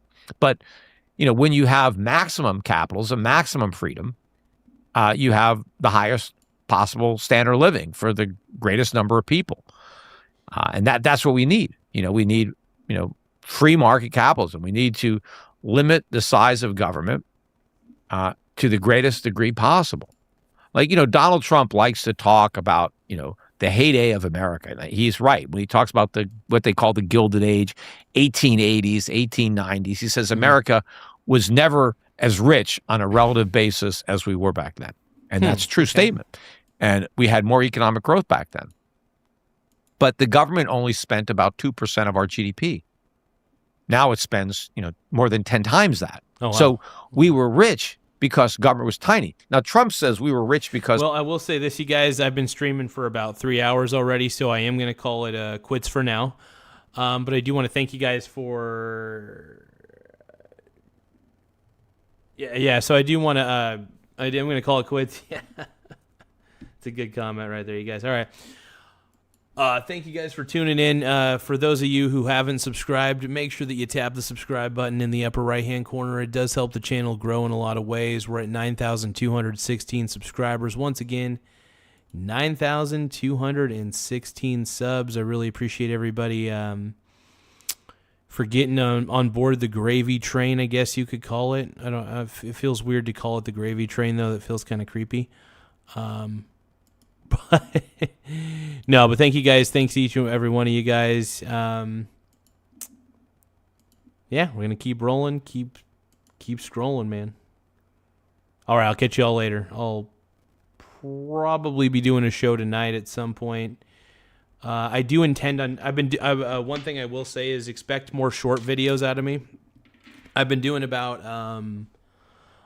roughly 5 short videos a day, and kind of on like trending subjects, trending topics, kind of like bite-sized news bits that people can get.